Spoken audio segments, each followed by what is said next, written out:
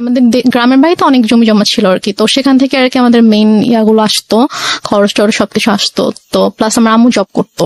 আব্বু অসুস্থ হওয়ার পর থেকেই মানে মোটামুটি বলা চলে যে আমার আম্মু একটু মানে বদলে যাওয়া শুরু করে। এটা কি বাবা অসুস্থ হয়ে যাওয়ার পরে ফার্স্ট টাইম আপনারা নোটিস করলেন? আপনার বড় বোনের সাথে আপনার বয়সের ডিফারেন্স কত?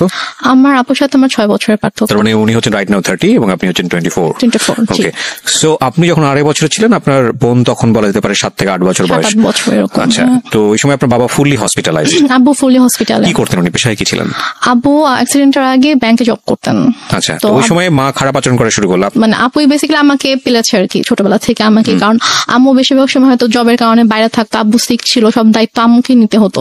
মাও তখন জব করতো? হ্যাঁ, আম্মু জব করতো। তো তখন থেকে আর কি আম্মু বাসায় আসলে দেখা যেত খুব অল্পতেই রেগে যেত, তারপর অনেক খারাপ ব্যবহার করতো। তো এগুলো নিয়ে আর কি আব্বুর সাথেও আম্মুর একটু ঝামেলা শুরু হয়ে যায় যে তুমি কেন বাচ্চাদের সাথে এরকম ব্যবহার করছো, এটা তো ঠিক করছো না তুমি।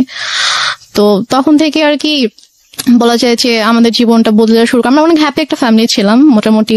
অ্যাক্সিডেন্টটা কিসের অ্যাক্সিডেন্ট হয়েছিল? অ্যাক্সিডেন্টটা হচ্ছে আব্বু গ্রামের বাড়িতে যাচ্ছিল, আমাদের বাসা থেকে গ্রামের বাড়িতে যাচ্ছিল। তো তখন আর কি একটা ট্রাক এসে টেম্পু টাইপের যে ইয়াগুলো থাকে না, গ্রামে একটা জায়গা থেকে একটা জায়গায় যায়, ওইরকম একটা গাড়িতে আব্বু ছিল আর কি। একটা ট্রাক এসে উপরে উঠিয়ে দেয়, গাড়ির যে স্টিয়ারিংটা থাকে স্টিয়ারিংটা একদম আব্বুর পেটে ঢুকে যায়। ঢুকে মানে খুবই ডেঞ্জারাস অ্যাক্সিডেন্ট। আব্বুর শরীরে অনেক হাড্ডি ভেঙে যায়, তারপর হচ্ছে স্টিয়ারিং ঢুকে একদম আব্বুর পুরো পেট একদম মানে চিরে ফেরে যে সাইডে একটুখানি ঝুলে থাকে এমন অবস্থা, পেটের ভিতরে যা কিছু ছিল সবকিছু বের হয়ে যায়। মানে খুবই মানে ডেঞ্জারাস একটা অ্যাক্সিডেন্ট। আব্বুর বাঁচারই কথা না। রাইট। এখন আলহামদুলিল্লাহ আল্লাহ হায়াত দিয়েছিল জন্য আব্বু অ্যাক্সিডেন্টের পরে 14 বছরের মতো বেঁচে ছিল। বাট মানে যে অবস্থা ছিল আব্বু হাঁটতে পারতো না। আব্বুর 11 মাস পরে যখন আব্বুকে বাসায় নিয়ে আসা হলো তখন আব্বু হাঁটতে পারতো না, আব্বু টোটালি হচ্ছে বিছানায় ছিল। তো আম্মু তখন আর কি আব্বুকে অনেক টেক কেয়ার করেছে। আব্বুকে হচ্ছে আমরা মানে যে ওয়াকার, বেবিরা যেরকম ওয়াকারে হাঁটে আমরা ওরকম করে আব্বুকে নতুন করে আব্বুকে বসানো শিখাইতে হয়েছে, আব্বুকে দাঁড়ানো শিখাইতে হয়েছে, দেন ওয়াকারে করে আব্বুকে হাঁটাতে হয়েছে। তো তারপর যাই হোক অনেক বছর পার হলো, 2001-এ আমার বড় বোনের বিয়ে হয়ে যায়। আপুর খুব অল্প বয়সে বিয়ে হয়, তখন 14 বছর বয়স ছিল। তো মানে অনেক ভালো ছেলে পেয়েছিল, ওই জন্য হয়তো মানে বিয়ে দিয়ে দেয় আর কি।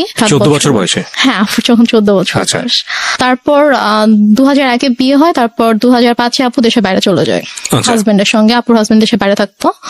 তারপর 2005-এ দেশের বাইরে চলে যাওয়ার পরে আমরা হচ্ছে তখন তো আমি একা একদম, আব্বু আম্মু আমি। এর মাঝে তো অনেক মানে কি বলবো, নিজের মা সম্পর্কে আসলে এইভাবে কথাগুলো বলতে আমার খারাপ লাগছে, তারপর বলতে হয়। 2005-এ আপু চলে যাওয়ার পর থেকে আর কি আম্মুর মানে ব্যবহার গুলো বেশি খারাপ হওয়া শুরু করে আমার সাথে, আব্বুর সাথে। বাবা কি তখন জব করছে নাকি একদম? বাবা বেসিক্যালি হচ্ছে যে অ্যাক্সিডেন্টের পরে বাবা জব করতো না, কারণ বাবা হাঁটা চলে তো অনেক বছর করতে পারেনি। তারপর কি বাবার হচ্ছে যে কিছু মানে জায়গায় হয়তো টাকা দেওয়া ছিল বিজনেসের ইয়াতে, ওখান থেকে আসতো, প্লাস বাড়ি থেকে আসতো, ওভাবেই আর কি আমাদের সংসার চলছিল। তারপর 2006 সালে আপনারা তখন কোথায়? আপনারা কি তখন ঢাকাতে? না, আমরা তখন ঢাকাতে না, আমরা তখন আমাদের বাড়িতে। বাড়িতে গেলেন কবে? বাড়িতে গিয়েছি আমরা হচ্ছে 1 বছর একটু বেশি সময় হচ্ছে ঢাকায় ছিলাম। আচ্ছা। তারপর হচ্ছে তখন থেকে আমরা বাড়িতে মানে 96-এর কি মাস অ্যাক্সিডেন্ট করেছিল সেটা আমার মনে নেই, বাট আমরা হচ্ছে 13-14 মাসের মতো ঢাকায় ছিলাম। তারপরে আর কি আমরা বাড়িতে চলে যাই। বাড়ি কোথায় চলে গেলেন? আমাদের বাড়ি সিরাজগঞ্জ। সিরাজগঞ্জ চলে গেলেন। আচ্ছা, তো সিরাজগঞ্জে মানে হচ্ছে আপনার বাবার বাড়িতে চলে গেলেন? না, আমাদের বাসা, আমরা যে বাসাটা তখন আমরা ভাড়া থাকতাম, ওখানে 1 বছর বাবার এখানে থেকে ট্রিটমেন্ট করাতে হয়েছে বাবাকে শুধুমাত্র? তারপর আমরা সিরাজগঞ্জে চলে যাই। তো ওখানে আমাদের বাসা ছিল, ওখানে আমরা যাই, গিয়ে ওখানে থাকি আর কি। আম্মু কিছুদিন পরে হচ্ছে জয়েন করে, আম্মু আগেও জব করতো, ওই সেম জবটাতে আম্মু আর কি জয়েন করে। আচ্ছা। আর আব্বু হচ্ছে ওই টুকটাক মানে বেশি তো হাঁটাচলা করা নিষেধ ছিল, বলেছিল যে যতটা সম্ভব রেস্ট নিতে। তো আব্বু এরকম মানে জবে আর যাওয়া হয়নি, তো টুকটাক বিজনেস করতে ভাবে চলতো আর কি আমাদের। তো তারপর হচ্ছে 2006 সালে একটা ঘটনা আমি দেখি আর কি, মানে আমি ঘুমাচ্ছিলাম, তো ঘুম থেকে উঠে আমি যখন আম্মুর মানে বেডরুমের দিকে যখন আমি গেলাম, তো গিয়ে আর কি আমি খুবই আপত্তিজনক একটা আমি দেখি। তো তারপর থেকে আর কি আমার আম্মুর প্রতি বাবা কোথায় তখন? আমার আব্বু তখন বাইরে ছিল। বাইরে বলতে?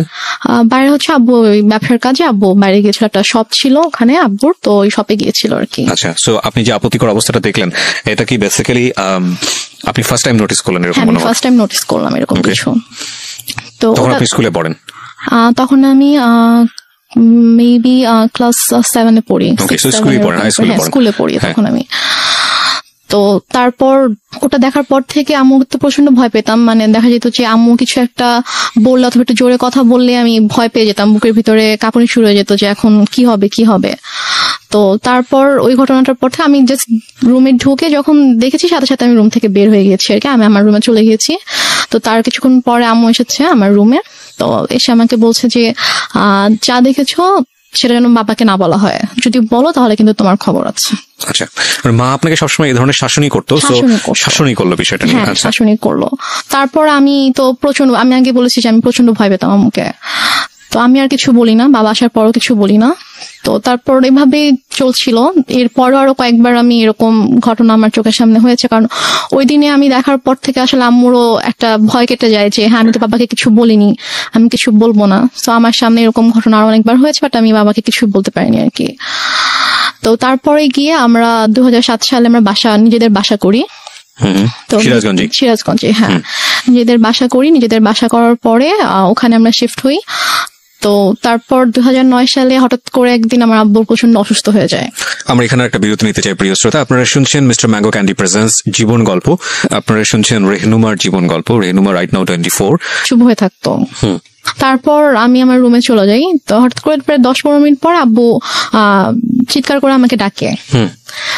তো আমি ছুটে আব্বুর রুমে যাই। তো রুমে যাওয়ার পরে দেখি আব্বু বলছে আমার খুব খারাপ লাগছে, তুমি আমাকে বারান্দায় নিয়ে যাও। আচ্ছা। তো আমি আব্বুর রুম থেকে আব্বুকে ধরে বারান্দায় নিয়ে আসি। তো আব্বু যখন থেকে ব্যথা শুরু হয় তখন থেকে আব্বু জাস্ট বুকে হাত দিয়ে রেখেছিল, যেখানে ব্যথা করছে। আব্বু বসতে পারছিল না, শুতেও পারছিল না, আতশোয়া হয়েছিল বিছানায়। তুমি আব্বুকে ধরে বারান্দায় নিয়ে যাওয়ার পরে আব্বুকে চেয়ারে বসিয়ে দিই। তো তারপর আব্বু বমি করে দেয়। তো বমি হচ্ছিল, তো মানে তখন আমি কান্না করতে করতে আম্মুর কাছে যাই, আম্মু আসো, আব্বু তো বমি করছে, তো মরে যাক, আমার কি, আমি পারবো না যেতে, আমাকে ডাকবা না। এটা আপনার মা বলে? আমার মা বলে। আচ্ছা। তখন আমি খুব কষ্ট পাই, কারণ মারছি, আমি বাবার খুব কাছে ছিলাম, বাবাকে প্রচন্ড ভালোবাসতাম। এখানে একটা বিষয় বলি প্রিয় শ্রোতা, আমি বারবারই বলছি, আজকে যে ধরনের ডিসক্লেমার আমরা দিয়েছি সেই ডিসক্লেমারের জায়গায় আমার আরো বেশ কয়েকটা কথা বলার আছে আজকের অনুষ্ঠানে। আজকেই ওর যে গল্পটা, সেই গল্পের পুরোটা জুড়েই থাকবে ওর মাকে নিয়ে বলা অনেক কষ্টজনক অনেক কথাবার্তা। আমাদের সমাজে কিংবা আমাদের পুরো পৃথিবীতে যদি বলি, মা হচ্ছেন এমন একটি ক্যারেক্টার, মা হচ্ছেন এমন একটি স্বর্গীয় গিফট সন্তানের জন্য, যেখানে কোনো লজিকই খাটে না। মা যা মা তাই, এখানে অন্য কোনো কিছু বলার সুযোগ নেই। সুতরাং আজকের এই পার্টিকুলার বিষয়কে কেন্দ্র করে আপনি আইদার পজিটিভ আইদার নেগেটিভ কোনো কিছুই ভাববেন না মার এই বিষয়টাকে নিয়ে। আমি বারবার আপনাদেরকে সতর্ক করছি। আপনারা বরং ভাবুন এটা, যে একটা মেয়ে পরিবারে এই ধরনের পরিবেশের মধ্যে বড় হয়ে সে আজকে কোথায় দাঁড়িয়ে আছে, কিভাবে ফাইট করছে। কারণ এই পার্টিকুলার একটা মাকে দিয়ে সমাজের অন্য সকল মাকে চিন্তা করার কোনো সুযোগ নেই। চিন্তা করতে গেলে আপনার এই গল্পটাকে ফেক মনে হবে, এক। আর 2 নম্বর যেটা, সেটা হচ্ছে আপনি চিন্তা করতে গেলে ভয়ানক রকমের কষ্ট পাবেন। তবে হ্যাঁ, আমি ডেফিনেটলি শিওর যে আজকের এই গল্প শুনে অনেকেই হয়তো বা তার নিজের জীবনের গল্পটা খুঁজে পাবেন। কারণ এই ধরনের বিষয়গুলো মিডিয়াতে এত বড় হাইলাইট করা, এত বড় স্পেস দিয়ে মানুষকে সচেতন করা, মানুষকে ইন্সপায়ার করা, এটা আসলে রেডিওতেই ফার্স্ট হয়েছে। সো সেই জায়গা থেকে আমাদের জন্য এটা অনেক বড় একটা চ্যালেঞ্জ। আমি বারবার ইন্টারাপ্ট করছি আপনাদেরকে এই একটা জিনিস বোঝানোর জন্য, গল্পের ক্যারেক্টারের কোনো পার্টিকুলার বিষয় যেটা আপনার মধ্যে নেগেটিভ কনসিকুয়েন্স তৈরি করে ওটাকে ফোকাস না করে বরং এই মেয়েটার স্ট্রাগলটাকে ফোকাস করবেন প্লিজ। ওকে, হ্যাঁ। তারপর আমি মাকে ডাকতে চাইনি। তো তারপর আব্বু পরপর 3 বার বমি করেছে। তো বমি করার পরে তারপর আব্বুকে নিয়ে আবার রুমে নিয়ে গিয়ে বিছানায় শুয়ে দিলাম। তারপর আব্বু আমাকে মানে হাত জোড় করে মানে আমাকে বলছে যে আমাকে মাফ করে দিও। তা আমি বলছি তুমি এভাবে কেন কথা বলছো? বলছে যে আমি তোমার জন্য কিছুই করতে পারলাম না। মানে আমি তখন এতটাই মানে আমি তো কিছু বুঝতাম না তখন। আমি যদি এখন যদি থাকতাম ওই সিচুয়েশনে, আমি হয়তো বুঝতে পারতাম যে আব্বু হয়তো আর বেশিক্ষণ থাকবে না, এই জন্য ওইভাবে বলছে। বাট তখন আমি বুঝিনি আসলে। তা বলছে এভাবে কথা বলো না বাবা, তুমি ঠিক হয়ে যাবা, ভাই আসবে একটু পরে, তোমাকে হসপিটালে নিয়ে যাবো, তুমি ঠিক হয়ে যাবা, কিছু হবে না। তো তারপর ভাইয়া 5টার দিকে, ভাইয়া মেবি 4টার দিকে বাসা থেকে বের হয়। ওর বাসা থেকে তখন ঝড় বৃষ্টি থেমে গেছে, বাট স্টিল কোথাও অ্যাম্বুলেন্স নেই। তো ভাইয়া হেঁটে হেঁটে রাত 4টায় স্বাভাবিকভাবে একটা ছোট শহরে, ভাইয়া ওই যে আমি বললাম একটা কাজিনকে ফোন করছিলাম সে রাত থেকে, ভোর 4টা, হ্যাঁ। তো ভোর 4টায় ভাইয়া বাসা থেকে বের হয়ে যায়, হচ্ছে হসপিটালে যায়, সে কোনোভাবে কোনো অ্যাম্বুলেন্স ম্যানেজ হয় কিনা। এই সময়ের মধ্যে মা আসেনি রুমে? মা একবারও আসেনি। আচ্ছা। পরে একটা রিক্সায় আমি উঠি, আর একটা রিক্সায় বাবাকে নিয়ে ভাইয়া উঠে আব্বুকে হসপিটালে নিয়ে যাই। তো নিয়ে যাওয়ার পরে ওখানকার ডক্টররা চেক করার পরে বলছে যে একটা মাইনর স্ট্রোক হয়েছে। আচ্ছা, বাট যদি সময় মতো আনতে পারতাম হয়তো অবস্থা এখন খুবই মানে একটু ক্রিটিক্যাল হয়ে গেছে। আমরা দেখছি, হ্যাঁ আমরা দেখছি, বাট যদি রাতে আনতে পারতেন। জিজ্ঞেস করেছে যে কখন থেকে এরকম হচ্ছে, তো যখন আমি ডিটেল বললাম ডক্টরকে তখন বলছে যে রাতে আনা উচিত ছিল।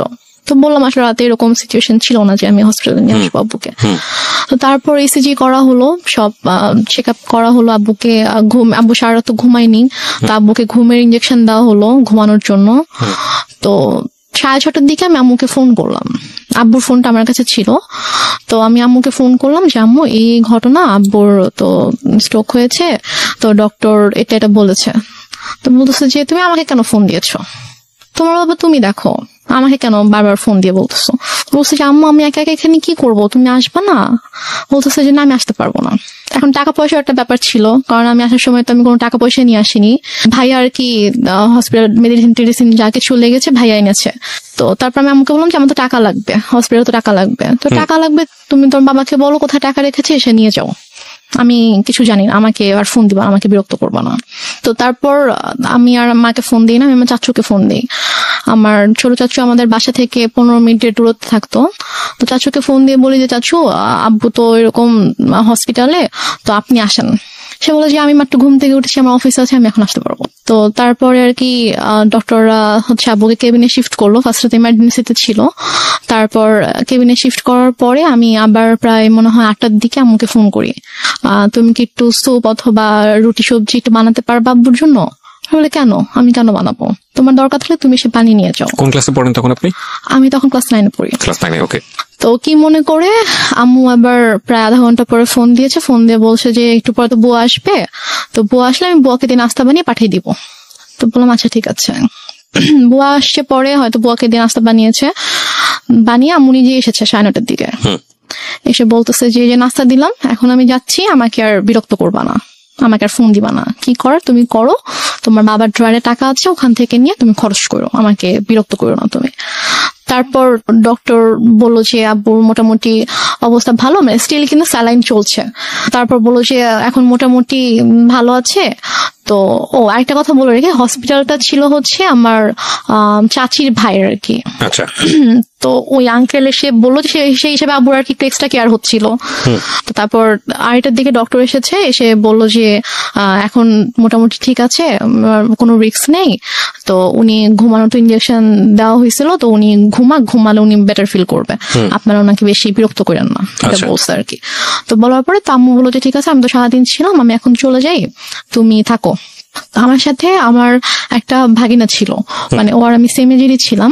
তো আমি আর ও হসপিটালে ছিলাম, তো আম্মু চলে গেল।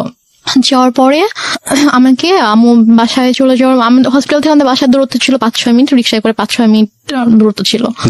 তো তারপর আম্মু বাসায় গিয়ে আমাকে ফোন দিয়েছে, ফোন দিয়ে বলছে তুমি বাসায় আসো, তুমি আমার যে ইয়াটা ছিল ওর নাম ছিল মধু, বলছে তুমি আর মধু বাসায় আসো। তো আমি বলছি বাসায় কেন যাবো, আব্বু তো একা থাকবে।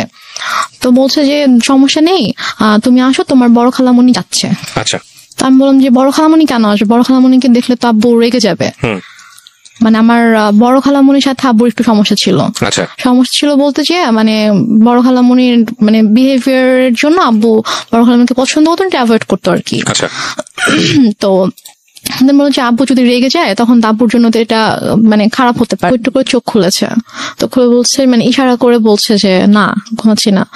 আম্মু তো আমাকে বাসায় ডেকেছে, আমি বাসায় যাচ্ছি, আমি গিয়ে চলে আসবো, বেশিক্ষণ থাকবো না, মা চলে আসবে, তুমি থাকো, আমি আসছি। তা আব্বু জাস্ট চোখ দিয়ে ইশারা করলো যে ওকে। তো দেন আব্বু একটু সাইডে ফিরে যখন ওদেরকে দেখেছে তখন আর কি আব্বুর মানে এক্সপ্রেশনটা চেঞ্জ হয়ে গেছে আর কি। তো যাই হোক আমি তো চলে আসলাম বাসায়। এর মধ্যে আমি বাসায় আসার প্রায় 15-20 মিনিট পরে আমার খালা হচ্ছে আম্মুকে ফোন দেয়, ফোন দিয়ে বলে যে ভাইয়ের অবস্থা ভালো না, তুই তাড়াতাড়ি আয়। তা আমি শুনে বলতেছি যে আমি তো মাত্র দেখে আসলাম যে আব্বু চুপচাপ শুয়েছিল, আর ডক্টরও বলে গিয়েছে যে এখন ঠিক আছে, তো হঠাৎ করে কেন অসুস্থ হয়ে গেল? বলছি তো আমি জানি না, ঠিক আছে আমি গিয়ে দেখছি। তো আমি বললাম যে আমিও যাবো, তোকে যেতে হবে না, তুই ফ্রেশ হয়ে খেয়ে দে তারপর আয়। তো আমি অনেকবার রিকোয়েস্ট করলাম আম্মুকে যে আম্মু প্লিজ আমি যাই, আমি তোমার সঙ্গে যাই। বলছে না তুই যাবি না, তুই থাক, আমি যাচ্ছি। তো আম্মু চট করে রেডি হয়ে আম্মু গেল। তো আম্মু মেবি 3:30টার দিকে হসপিটালে গিয়েছে। তো যাওয়ার পরে আমি ফোন দিচ্ছি, ফোন ধরছে না। আমি ফোন দিচ্ছিলাম যে কি হয়েছে, এখন কি অবস্থা, আব্বু ঠিক আছে কিনা। তো যাই হোক, আমি মাত্র খেতে বসেছিলাম আর কি। তো খেতে বসার সাথে সাথে আম্মু আমাকে ফোন দিয়েছে, ফোন দিয়ে বলছে যে ড্রয়ারে টাকা আছে, সবগুলো টাকা নিয়েই হসপিটালে আয়। আমি বলছি কেন, আব্বুর কি অবস্থা এখন? বলছে হ্যাঁ, তোর আব্বুকে ঢাকা নিতে হবে, অবস্থা ভালো না, অক্সিজেন দিয়ে রাখছে, তোর আব্বুকে ঢাকা নিতে হবে, তুই টাকাগুলো নিয়ে, এখানকার তো বিল পে করতে হবে, ঢাকা গেলে টাকা লাগবে, তো তুই টাকাগুলো নিয়ে আয়। আমি আর খেতে পারলাম না। আমার এর মধ্যে আমার ভিতরে এত অস্থিরতা শুরু হয়েছে যে আমি কান্না শুরু করে দিয়েছি, যে আমার কেমন ওখানে প্রচন্ড খারাপ লাগছিল। তো তারপর আমি টাকা নিয়ে চট করে বের হলাম। তারপর আমি হসপিটালে আসার পরে দেখি যে আমার একজন চাচু বাসার হসপিটালের নিচে দাঁড়িয়ে আছে। আমি রিক্সা থেকে নামার সাথে সাথে চাচু আমার হাত ধরেছে, তো ধরে বলতেছে যে চল উপরে চল। আমি বললাম যে আব্বু কি হয়েছে? তখন আমার খুব খারাপ লাগছিল, যে আমার মনে হচ্ছিল যে আমি আব্বু নেই। তাই আমি বলছি সত্যি করে বল আব্বু কি হয়েছে। তো আব্বুর কেবিন ছিল হচ্ছে 3 তলায়। তো দেন আমি গেলাম, তো চাচু পড়াটার সময় আমার হাত ধরে আছে। 3 তলাতে যাওয়ার পরে দেখেছি আব্বুর কেবিনের দরজাটা খোলা, দরজার সামনে অনেক মানুষ।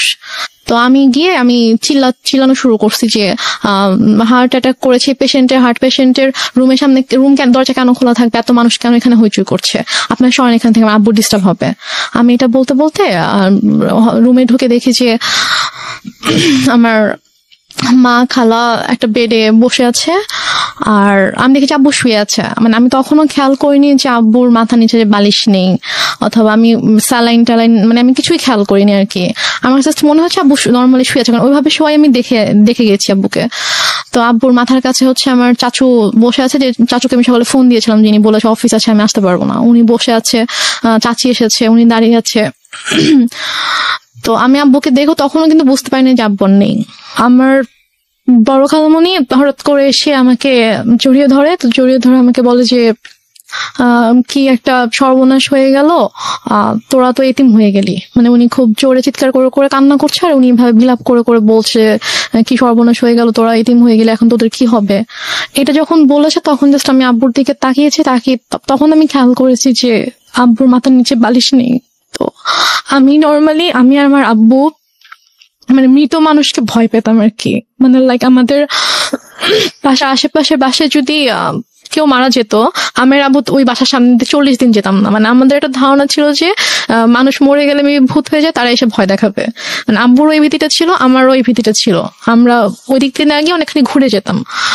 তো বাট তখন আমার কোনো আমার মধ্যে কোনো ওই ভয়টা অথবা ওরকম কিছুই নেই। আমি আব্বুর কাছে গিয়ে আমি আব্বুকে এভাবে ধাক্কা দিচ্ছিলাম যে আব্বু কি হয়েছে তোমার, তুমি উঠো তুমি। তো আমার অনেকে এসেছিল তখন, আমার চাচি গিয়ে আমাকে ধরলো, আমার আরেকটা ভাই এসে আমাকে ধরলো। তো আমি ভাইয়াকে ধরে চিৎকার করে করে কান্না করছিলাম, বাট আমার আম্মুর একটু কান্না করেনি। আমার আম্মু চুপ হয়ে বসে আমাকে বলতেছে যে এভাবে কান্না করার কি আছে। Are you sure? আমাকে বলতেছে, আমি যখন আমাকে বসাই দিছে আম্মুর পাশে, আমাকে বসাই দিছে আমার ভাইয়া, তো বলতেছে যে এভাবে কান্না করতেছো কেন, এভাবে কান্না করার কি আছে, টাকা আনছো টাকা দাও। আমি যে অবাক হয়ে তাকিয়েছিলাম যে সামনের বেডে আব্বু এভাবে পড়ে আছে, আর সে আমার সাথে এভাবে কথা বলছে। তারপর আমি অনেকক্ষণ চুপ করে বসেছিলাম। আমার সাথে ব্যাগ ছিল, নিজে আম্মু ব্যাগটা নিয়ে যে ভাইয়াটা সকালে আব্বুকে হসপিটালে নিয়ে আসছে, ওকে বললো যে যা গিয়ে বিল পে করে হসপিটালে ঝামেলা শেষ করে একটা অ্যাম্বুলেন্স ঠিক কর, নিয়ে যেতে হবে। তো এর মাঝে আমার আপু ফোন করছে, আপু ঘুমায় ছিল। তো ঘুম থেকে উঠতে পরে ভাইয়া যখন বলছে যে আব্বু অসুস্থ হসপিটালে, তুমি আমাকে ফোন করো। আমার পাশে বসে ফোন ধরে বলতেছে যে তোমার আব্বুকে ঢাকা নিয়ে যাচ্ছি আমরা। না, সেটা হয়তো আপনি ইজিলি ব্যাক করতে পারেন না, সেজন্যই সে বলেছে, পরে হয়তো সময় নিয়ে বলবে। আমি বলি এটা কেন বলেছে, আমি শুনলে বুঝতে পারবেন। তো তারপর হসপিটালে আমিও গেলাম ভাইয়ার সাথে ফর্মালিটিস করতে। তো ও টাকা পে করার পরে তো আব্বুর যেটা ফাইল ছিল, হচ্ছে সকাল থেকে হচ্ছে যে টেস্ট গুলো হয়েছে, প্রেসক্রিপশন, এগুলোর একটা ফাইল থাকে। তো তো প্লাস হচ্ছে দুপুরে হচ্ছে ডক্টর রেফার করে দিয়েছিল ঢাকায় যে হসপিটালের ডক্টরের কাছে, মানে সব পেপারস যে একটা ফাইল ছিল, তো হসপিটাল থেকে নর্মালি বিল পে করার পর ওই ফাইলটা তো দিবে। তো ভাইয়া যখন জিজ্ঞেস করেছে যে ফাইল কোথায়, তখন বলছে যে ফাইল তো এসে নিয়ে গিয়েছে। তো বলছে যে ফাইল কে নিয়ে গেছে, আমরা তো কেউ ফাইল নিইনি। তো বলেছে যে ডক্টর যখন রুমে গিয়েছে, অক্সিজেন যখন দেওয়া হয়েছে পেশেন্টকে, তখন আপনাদের একজন রিলেটিভ এসেছিল, এসে বলেছে যে অমুক কেবিনের অমুকের ফাইলটা ডক্টর চেয়েছে, আমরা তো দিয়ে দিয়েছি। তো উপরে গিয়ে ভাইয়া সবাইকে জিজ্ঞেস করলো ওখানে যারা যারা ছিল, তো সবাই বলতেছে যে না আমি তো নিইনি। তো ফাইলটা যাই হোক পাওয়া গেল না। তারপর অ্যাম্বুলেন্সে করে আব্বুকে আমাদের বাসায় নিয়ে আসা হলো। তো বাসায় নিয়ে আসার সাথে সাথে দেখি যে আম্মু ওদিকে ফোন টোন দিয়ে সব অ্যারেঞ্জমেন্ট করে ফেলেছে যে মানে যত তাড়াতাড়ি পসিবল মাটি দিতে হবে। বাট আপু যখন দেশের বাইরে চলে যায়, তখন আপু এভাবে বলে যায় যে মানে যদি কখনো মানে আব্বু হোক আম্মু হোক কেউ যদি মারা যায়, তাকে রেখে দিবা আমি না আসা পর্যন্ত, আমি আসবো দেখবো তারপর মাটি হবে। আপু এটা বলে গিয়েছিল। তো আপুর শ্বশুর বাড়িতে যখন জানানো হয় যে আব্বু মারা গেছে, তখন বলে যে ঠিক আছে আমরা আসছি, আপনারা ওখানে সবকিছু ঠিকঠাক করেন, ওনাকে গোসল করেন, তারপর আমরা ঢাকায় নিয়ে এসে ওনাকে, মানে আপু শ্বশুর বাড়িতেও এটা জানতো, আপু শ্বশুর বাড়িতেও সেম কথাটাই বলেছে, যে শ্বশুর শাশুড়ি ছিল তো ওদের বলেছে যে মানে যারই কিছু হোক না কেন আমাদেরকে ছাড়া কিন্তু আপনারা মাটি দিবেন না, আমরা দেখবো। তো ওইভাবে আপুর শ্বশুরও ফোন দিয়ে বলে যে ঠিক আছে ভাইজানকে নিয়ে আসতে হবে ঢাকায়, নিয়ে এসে আমি ব্যবস্থা করছি এখানে। বারডেমে সম্ভবত ছিল হিমাগার আছে, তো ওখানে বলো যে ওখানে রাখবো, আমি সব ব্যবস্থা করে আমি আসছি। বলছে না আপনাদের আসতে হবে না, যত তাড়াতাড়ি পসিবল মাটি দিয়ে দিব, মৃত্যু বৃষ্টি আত্মা হচ্ছে কষ্ট পাবে, বেশিক্ষণ রাখা যাবে না। তো বলতেছে যে না, মানে আপুর কথা বলছে যে বৌমা তো বলে গেছে, তা আমাকেও বলে গেছে, তো আমি তো এটা পারবো না, আমি বৌমাকে কি জবাব দিব আপনি যদি মাটি দিয়ে দেন। সে বলতেছেন আপনাদেরও কষ্ট করে, এখন সন্ধ্যা হয়ে গেছে, আপনাদেরও এখন কষ্ট করে আসতে হবে না, আর আপনারা আসলে আসেন, বাট আপনারা আসার আগে আগে মাটি দিয়ে দিব। মানে আম্মু পুরো ক্রেজি হয়ে গিয়েছে মাটি দেওয়ার জন্য। তো আমার চাচুরা ফোন দিয়ে বলতেছে যে আমার আরেকটা চাচা গ্রামের বাড়িতে থাকে, তো আমার চাচা ফোন দিয়ে বলতেছে যে তুমি এখানে নিয়ে আসো, আমাদের পারিবারিক কবরস্থানে মাটি হবে। সে বলছে না আমি ওখানে নিব না, ওর এখানেই মাটি হবে। তো এগুলো নিয়ে আম্মু খুবই মানে রীতিমতো ঝগড়া করতেছে অনেক। আম্মু কিন্তু স্টিল মানে এক ফোঁটাও কান্না করেনি, একটুও কান্না করেনি। তো সে আমার চাচার সাথে ফোনে ঝগড়া করতেছে যে না আমি এখানে মাটি দিব, আপনাদের যদি দেখতে ইচ্ছা করে আপনারা এখানে আসেন, এসে দেখে যান। কোনোভাবে রাজি করাতে পারতেছে না যে না পারিবারিক কবরস্থানে তার মাটিটা হবে। ওইদিকে আপু বারবার ফোন করে বলতেছে যে তুমি একটু আব্বুর সাথে কথা বলায় দাও। তো বলছে এখন তো কথা বলতে পারবে না, এখন তো হচ্ছে যে কি অক্সিজেন দিয়ে রাখছে এটা সেটা এগুলো বলতেছে। তো বলছে যে ও আপুকে বলছে যে আমি এখন অ্যাম্বুলেন্সে। তো বলছে ঠিক আছে আব্বু কথা বলতে না পারলেও সমস্যা নেই, তুমি আব্বুর কানের কাছে ফোনটা নাও, আমি আব্বুর সাথে কথা বললে আব্বু বেটার ফিল করবে, আব্বুর ভালো লাগবে আমার ভয়েস শুনলে। সে বলতেছে না এখন না, আমি হসপিটালে যাই তোমার সাথে কথা বলে দিব। এভাবে ওদিকে আপুকে এভাবে হ্যান্ডেল করতেছে, তারপর হচ্ছে আমার চাচার সাথে ঝগড়া করতেছে এবং মাটি দেওয়ার জন্য খুবই পাগল হয়ে গেছে। মানে আপনার কথা অনুযায়ী যদি আপনি সবকিছু মেনে নেই, তাহলে বলতে হবে যে সে এককভাবে সিদ্ধান্ত নিচ্ছে, একটা স্বেচ্ছাচারী আচরণ যেটাকে বলে। সে কারো কথাই শুনছে না। লাইক একজন মহিলার যে হাজবেন্ড মারা গেলে তার যেরকম বিহেভিয়ার থাকা উচিত ওরকম কিছু ছিল না আমার মাঝে। অনেক বেশি ডেসপারেট ছিল to establish her decision. Yeah exactly. তো তারপর সবাই বুঝায় যে এরকম করার কিছু নেই, আপনি একটু শান্ত হন, যেহেতু তার বাবা মা ভাই সবার কবর ওখানে, সো ওনার ভাইরাও চাচ্ছে, ওনাদের কথাটা আপনাকে মানতে হবে। তো সবাই বুঝানোর পরে গিয়ে উনি আর কি বলে আচ্ছা ঠিক আছে। দেন আব্বুকে গোসল করানো হয়, করানোর পরে রাত 8টার দিকে সম্ভবত অথবা 8টার পরে আব্বুকে একটা ট্রাক নিয়ে আসা হয়। মানে আমাদের বাসা থেকে আমার দাদুর যে গ্রাম 1 ঘন্টার দূরত্ব ছিল আর কি। তো ওখানে তারপর আমরা যাওয়ার জন্য মাইক্রো ট্রাক সবকিছু অ্যারেঞ্জ করা হয়। তো আমি বলি যে আমি যাবো, বলেন তোমাকে যেতে হবে না, আমাকে বাসায় রাখে। আর বাসায় আমার ছোট খালামুনি ছিল, আরো কে ছিল, তো ওদের কাছে আমাকে রেখে যায়। রেখে আম্মু চলে যায় ওদের সাথে গ্রামের বাড়িতে মাটি দেওয়ার জন্য। মাটি দিয়ে রাতের 12:30 পৌনে 1টার দিকে চলে আসে, সবাই আবার ব্যাক করে আর কি। স্টিল আপুর সাথে সে কথা বলতেছে যে বাবা বেঁচে আছে, বাবা হসপিটালে। আপু বারবার ফোন দিয়ে বলছে যে কথা বলায় দাও, সে মানে বলাচ্ছেন আর কি। তো দেন মেবি 12:30 পৌনে 1টার দিকে আসলো বাসায়। তো আসার পরে তখন গিয়ে আপু শ্বশুর শাশুড়িকে বলেছে যে আপনাদের আসতে হবে না, আমি যেহেতু মাটি দিয়ে দিয়েছি তাড়াতাড়ি, তো আপনারা সকালে আসেন, রিল্যাক্সে সকালে আসেন, এখন আসতে হবে না। তো তারপর ওরাও আসলো না। তো তারপর আপুকে আমাদের সময় সকাল 5:30টার দিকে আপুকে ফোন দিয়েছে, ভাইয়াকে ফোন দিয়েছে। ভাইয়াকে ফোন দিয়ে, তো আপু কলেজে ছিল, ভাইয়াকেও কিন্তু জানায়নি। তো 5:30টার দিকে ভাইয়াকে ফোন দিয়ে বলছে যে তোমার আব্বা তো মারা গেছে। তো বলছে যে মানে কি, আপনি তো একটু আগেও বলছেন, মানে রাতের বেলাও যখন কথা হয়েছে তখনও তো আপনি বলছেন যে আব্বা ঢাকায় হসপিটালে, এখন মারা গেছে, মানে আপনি কি বলতেছেন এগুলা? ভাইয়া বিশ্বাস করতে পারতেছে না। তো বলতেছে যে হ্যাঁ এরকম মারা গেছে, মাটি দিয়ে আসছি, ডিটেল বললো আর কি। তো তাহলে আপনি কেন বিকেল থেকে বলছেন যে আপনি আব্বুকে ঢাকায় নিয়ে আসতেছেন, এগুলো কেন বলছেন, মিথ্যা কথা কেন বলছেন? পরে বলে যে ও, তারপর বলছে যে আপনাদেরকে তো বলা হয়েছে যে কেউ মারা গেলে রাখতে আমরা দেখবো, তারপর মাটি হবে, তো আপনি কেন মাটি দিয়ে দিলেন? ভাই আম্মুর সাথে এভাবে কথা বলতেছিল। তো বলতেছে যে আমার ইচ্ছা হয়েছে আমি দিচ্ছি। এটা আপনার মা বলছে? আমার মা বলছে আমার ইচ্ছা হয়েছে আমি দিচ্ছি, এখন তো কিছু করার নাই। আপুর কথা বলছে যে ওকে জানাও, ও কোথায়? তো বলছে ঠিক আছে, ওকে আপনার জানাইতে হবে না, আমি ওকে জানাচ্ছি, আমি আমার ওয়েতে ওকে জানাবো। তো তারপর আপু কলেজে ছিল। তো আপু কলেজ থেকে আসার পর এর মধ্যে বাসায় হচ্ছে আপুর কিছু ফ্রেন্ডকে ভাইয়া ডাকে, ওরা সবাই আসে। তো আপু বাসায় এসে দেখে আপুর ফ্রেন্ডরা বাসায়, ভাইয়া বাসায়। তো আপু বলে যে কি হয়েছে তোমরা হঠাৎ করে বাসায় না জানিয়ে? তো বলে আসলাম আর কি। তো ওরা অনেক খাবার টাবার রান্না করে আনছে, তো আনার পর আপুকে খাওয়াইছে। খাওয়ানো দাওয়ানোর পরে তারপর আপুকে বলছে যে এরকম আব্বু তো মারা গেছে। তখন আপু খুব শক যে মানে কি, আমাকে তো বলা হয়েছে যে আব্বু হসপিটাল, আব্বু ঢাকায়, আমি কেন মিথ্যা কথা বলছে? দেন আপু আমাকে ফোন করে বলে যে তুমি কেন মিথ্যা বললা, যাই হোক অনেক কথা। তো আম্মু বলে যে এরকম মৃত মানুষকে রাখতে হয় না, কষ্ট পায়, এগুলো নিয়ে আর কি অনেক ইয়া হয়। বাট তখনও আমি বুঝতে পারিনি যে আসলে ব্যাপারটা কি হয়েছে। তো এর মাঝে কথা ওঠে আব্বুর এই ফাইলটা নিয়ে। তো এটা নিয়ে যখন কথা ওঠে যে ওই ফাইলটা কোথায়, আমার বড় খালার ছেলে হচ্ছে ডাক্তার। তো ভাইয়া এসে বলে যে আমি রিপোর্টস গুলো দেখবো, আমার কাছে মনে হচ্ছে যে ডাক্তারদের কোনো একটা অবহেলার কারণে, তো ভুল কোনো কিছুর কারণে এরকম ভাবে খালু মারা গেছে, কিন্তু ফাইলটা মিসিং। হ্যাঁ, এই জন্য ওরা হসপিটাল থেকে ফাইলটা মিসিং করে দিয়েছে। আমরা একটা বিষয় একটু বলি প্রিয় শ্রোতা, আজকের এই গল্পটা একটু যে জায়গাটা এখন দাঁড়িয়ে আছে সেটা সামনের দিকে গিয়ে পুরোপুরি অন্যদিকে মন নেবে, because I know the story.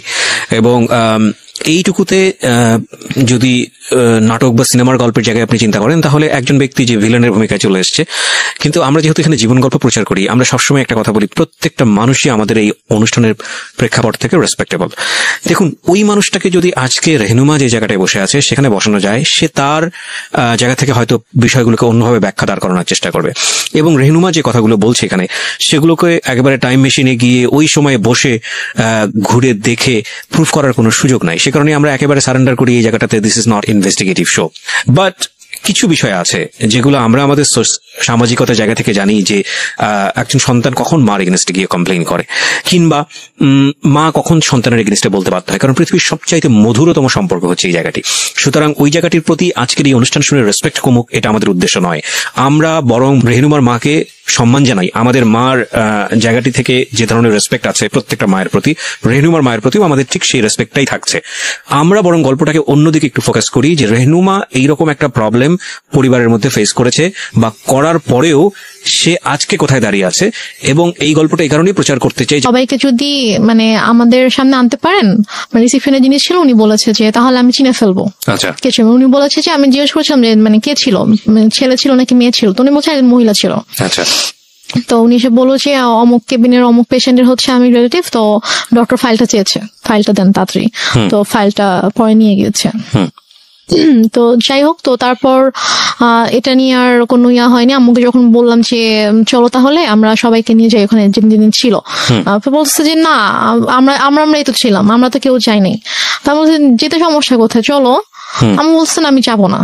তো এটা নিয়ে এক পর্যায়ে আমার সাথে অনেক বড় সিন ক্রিয়েট হয়েছে, অনেক কথা কাটাকাটি হয়েছে। ভাইয়াও বলেছে যে খালা চলো, কি সমস্যা? তো সে বলছে আমি যাবো না। তো ওই হসপিটালে মূলত ছিল যে আমাদের ফ্যামিলি ডক্টর যেটা থাকে, তো ডক্টর ওইখানকার ছিল, আমাদের কিছু হইলে আমরা ওই হসপিটালতে যেতাম আর কি। তো তারপর থেকে আমার ওই হসপিটালে যায় না। আচ্ছা, মানে কোনো প্রবলেম হলে আর ওই হসপিটালে যায় না, সে ডক্টর চেঞ্জ করে ফেলছে, হসপিটাল চেঞ্জ করে ফেলছে। তো তারপর যাই হোক, এটা নিয়ে আর কোনো কথা কাটাকাটি হয়নি, কিছু হয়নি, শেষ হয়ে গেল ব্যাপারটা। তো তারপর থেকে আব্বু মারা গেল হচ্ছে মে মাসে। জি। সেপ্টেম্বর মাস থেকে হঠাৎ করে আম্মুর কি হলো, সে আমাকে বলছে যে তোমাকে বিয়ে দিয়ে দিব। আমি তো বিয়ে করব না, আমি তো মানে ছোট আচ্ছা কোন ক্লাসে পড়েন? আমি তখন 9 পড়ি। তো আমি বলেছি আমি তো বিয়ে করব না। তো বলেছে যে না তোমাকে বিয়ে করতে হবে। আমি বলেছি যে কেন? তোমার দায়িত্ব আমি নিতে পারতেছি না। একটু একটা মিনিট, মানে টু বি অনেস্ট, যে জিনিসটা আমার জানার আছে সেটা হচ্ছে যে আপনি তো মোটামুটি গল্পের যে গ্রাফটা মেনটেন করছেন তাতে বোঝাই যাচ্ছে যে আপনার সঙ্গে আপনার মায়ের একটা সম্পর্ক, এই সম্পর্কটা স্বাভাবিক সম্পর্ক ছিল না। এটা একটা বৈরী সম্পর্ক। এবং আপনার বোন চলে গেল কানাডাতে, আপনারা 2 বোন, বাবা তো মারাই গেল, এবং ইন দ্য মিনটাইম আপনারা সিরাজগঞ্জে বাড়ি করেছেন। তার মানে ওই বাড়ি বলতে আপনারা কয়টা, আপনার পুরো একটা ফ্ল্যাটে আপনি এবং আপনার মা, এবং আপনি তখন ক্লাস 9 পড়ছেন। 2-3টা বিষয় এখানে নোট করার মতো প্রিয় শ্রোতা। একটা হচ্ছে যে ওর মার বয়সও কিন্তু তখন অনেক অল্প বয়স, 1। 2 নম্বর হচ্ছে যে মা সাথে সন্তানের সম্পর্কটা স্বাভাবিক না, এবং শুধু ওর সাথে না, ওর কথা অনুযায়ী ওর বড় বোনের সঙ্গে স্বাভাবিক না। এবং ও যে বিষয়গুলো দেখেছে সেটার পরে ওর সাথে ওর মার একটা সম্পর্কে ভীষণ রকম দূরত্ব তৈরি হয়েছে মানসিকভাবে, সেটাই স্বাভাবিক। অ্যান্ড সবচেয়ে বড় ইম্পর্টেন্ট যে বিষয়টা সেটা হলো যে ও ক্লাস 9 পড়ে, তার মানে হচ্ছে তখন ওর বয়ঃসন্ধিকাল চলছে। সো বয়ঃসন্ধিকালটা হচ্ছে কোনো ছেলে এবং কোনো মেয়ের জন্য সবচেয়ে ডেঞ্জারাস টাইম। ওই সময়টাতে রাতারাতি দেখবেন একটা ছেলে এবং একটা মেয়ের মধ্যে বেশ কিছু জিনিসের পরিবর্তন আসে, শারীরিক পরিবর্তনের পাশাপাশি ভয়ঙ্করভাবে মানসিক পরিবর্তন আসে। এবং এই জন্যই দেখবেন যে ক্লাস 7-8 চলে গেলে হঠাৎ করে ছেলেরা কিংবা মেয়েরা ধাম করে বড় হয়ে যায়। এই যে ব্যাপারটা, এই স্টেজটা কিন্তু খুব মারাত্মক, এবং এটাকে খুব সফটলি ডিল করা উচিত। এই ডিল করার জায়গাটাতে মা কিংবা বাবা মা বা কাছের বন্ধুদেরকে অনেক বড় একটা ভূমিকা পালন করতে হয়। তো সেই জায়গাটিতে এই মেয়েটিরও এক ধরনের রাফ আচরণ হলেও হতে পারে যেটা মায়ের সঙ্গে, আমি ঠিক জানি না। আমি কোশ্চেনটা করতে চাই একটা, যেটা হচ্ছে যে আপনার বড় বোনের খুব অল্প বয়সে বিয়ে হয়েছিল যেটা আপনি বলছিলেন, তো সে কারণে কি ফ্যামিলি ট্র্যাডিশন এটা ছিল যে ঠিক আছে আপনাকেও বিয়ে দিয়ে দিক নির্ঝঞ্ঝাট? বরং উল্টো তো হওয়া উচিত, কারণ যেহেতু আপনাকে বিয়ে দিলে আপনার মা একা হয়ে যাবে একদম। সো আপনাকে বরং বিয়ে একটু বয়স হলেই দেওয়াটা স্বাভাবিক। আমি বরং যেটা দেখতে পাচ্ছি যে উল্টো ছিল। তার মানে আপনার আচরণ কি এমন ছিল আপনার মায়ের প্রতি যে আপনার মা আপনাকে সহ্য করতে পারছে না? এরকম কিছু ছিল না, কারণ আমি প্রথম থেকে বলে আসছি যে আম্মুকে দেখে প্রচন্ড ভয় পেতাম। ধর আম্মু কোনো কিছু নিয়ে যদি কোনো কিছু বলতো একদম মানে চুপ হয়ে যেতাম। কখনো যে তর্ক করা অথবা ওইভাবে ঝগড়া করা এরকম কিছু, অথবা উল্টা পাল্টা কোনো জবাব দেওয়া, এরকম কখনোই কিছু ছিল না। ওই কয়েকটা মাস আমার মানে এমন কেটেছে যে আব্বুর জন্য, আব্বুকে এত বেশি মিস করতাম এবং ওই রাতটার কথা মনে পড়ে। এই যে ফিলিংসটা নিয়ে যদি আরেকটা মানুষ আপনার পাশে দাঁড়াতো তাহলে মনে হতো যে না এই মানুষটা আমার কাছের মানুষ, যেটা আপনার মার কাছ থেকে আসার কথা ছিল। আপনার কথা অনুযায়ী আপনার মা ওই সময়টাতে খুবই স্বাভাবিক ছিলেন, তার মানে ওইটা আপনার কাছে আরো বেশি কষ্টদায়ক মনে হচ্ছিল। বলুন তারপর। যারা এসেছে তারাই কিন্তু আমাকে সান্ত্বনা দিয়েছে, বাট আমার মার থেকে আমি কোনো সান্ত্বনা পাইনি। তো আমি আসলে অনেক বেশি মানে একা হয়ে গিয়েছিলাম। তো সেই একাকিত্ব থেকে আমি আর কি ঘুমাতাম না। তো যাই হোক, তো সেপ্টেম্বরের দিকে হঠাৎ করে আম্মু একদিন আমাকে বলে যে দেখো আমার অনেক ঝামেলা হচ্ছে। ব্যাপারটা এরকম না যে আম্মু আমার দায়িত্ব নিতে পারছে না, যে আমার জন্য আম্মুর খরচ হচ্ছে, আমার খরচ কিন্তু আপুই পাঠাতো। তো সে আমাকে বলছে যে না আমি তোমাকে রাখতে পারবো না, আমি তোমার দায়িত্ব নিতে পারছি না, তোমাকে বিয়ে দিয়ে দিব। তা আমি বলি ঠিক আছে, আমি আপুর সাথে কথা বলতে চাই। তোমার যদি খুব বেশি সমস্যা হয় তাহলে আমি আপুকে বলি, আপু আমাকে হোস্টেলে পাঠিয়ে দিক। তো বলে যে না আপুকে বলা যাবে না। তো এটা নিয়ে অনেক আম্মুর সাথে মোটামুটি একটু চলছিল যে আম্মু অনেকভাবে অনেককে দিয়ে বুঝাচ্ছিল আমাকে, লাইক আমার ফ্রেন্ডের আম্মুকে নিয়ে এসে। আপনার মধ্যে এমন কোন আচরণ কি ছিল যেটা মা নোটিস করেছে যে বিয়ে দিয়ে দিলেই আমি সেফ জোনে চলে যাই?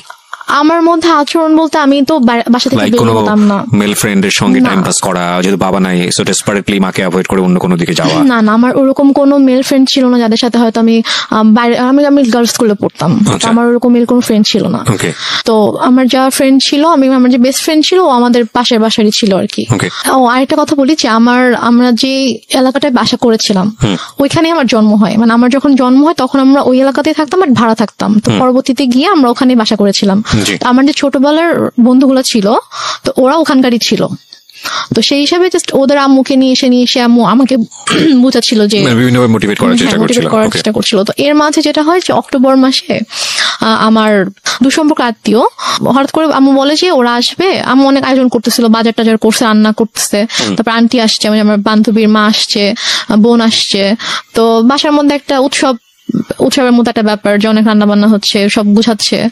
তো আমি তখনও বুঝতে পারিনি যে গেস্ট গুলা কারা অথবা কেন আসছে, দেখতে আসছিল। এক্স্যাক্টলি। তো তারপর তারা আসলো, আসার পরে আমাকে তাদের সামনে, আমি তো যাবোই না, কোনোভাবেই যাবো না, আমাকে জোর করে নিয়ে গেল।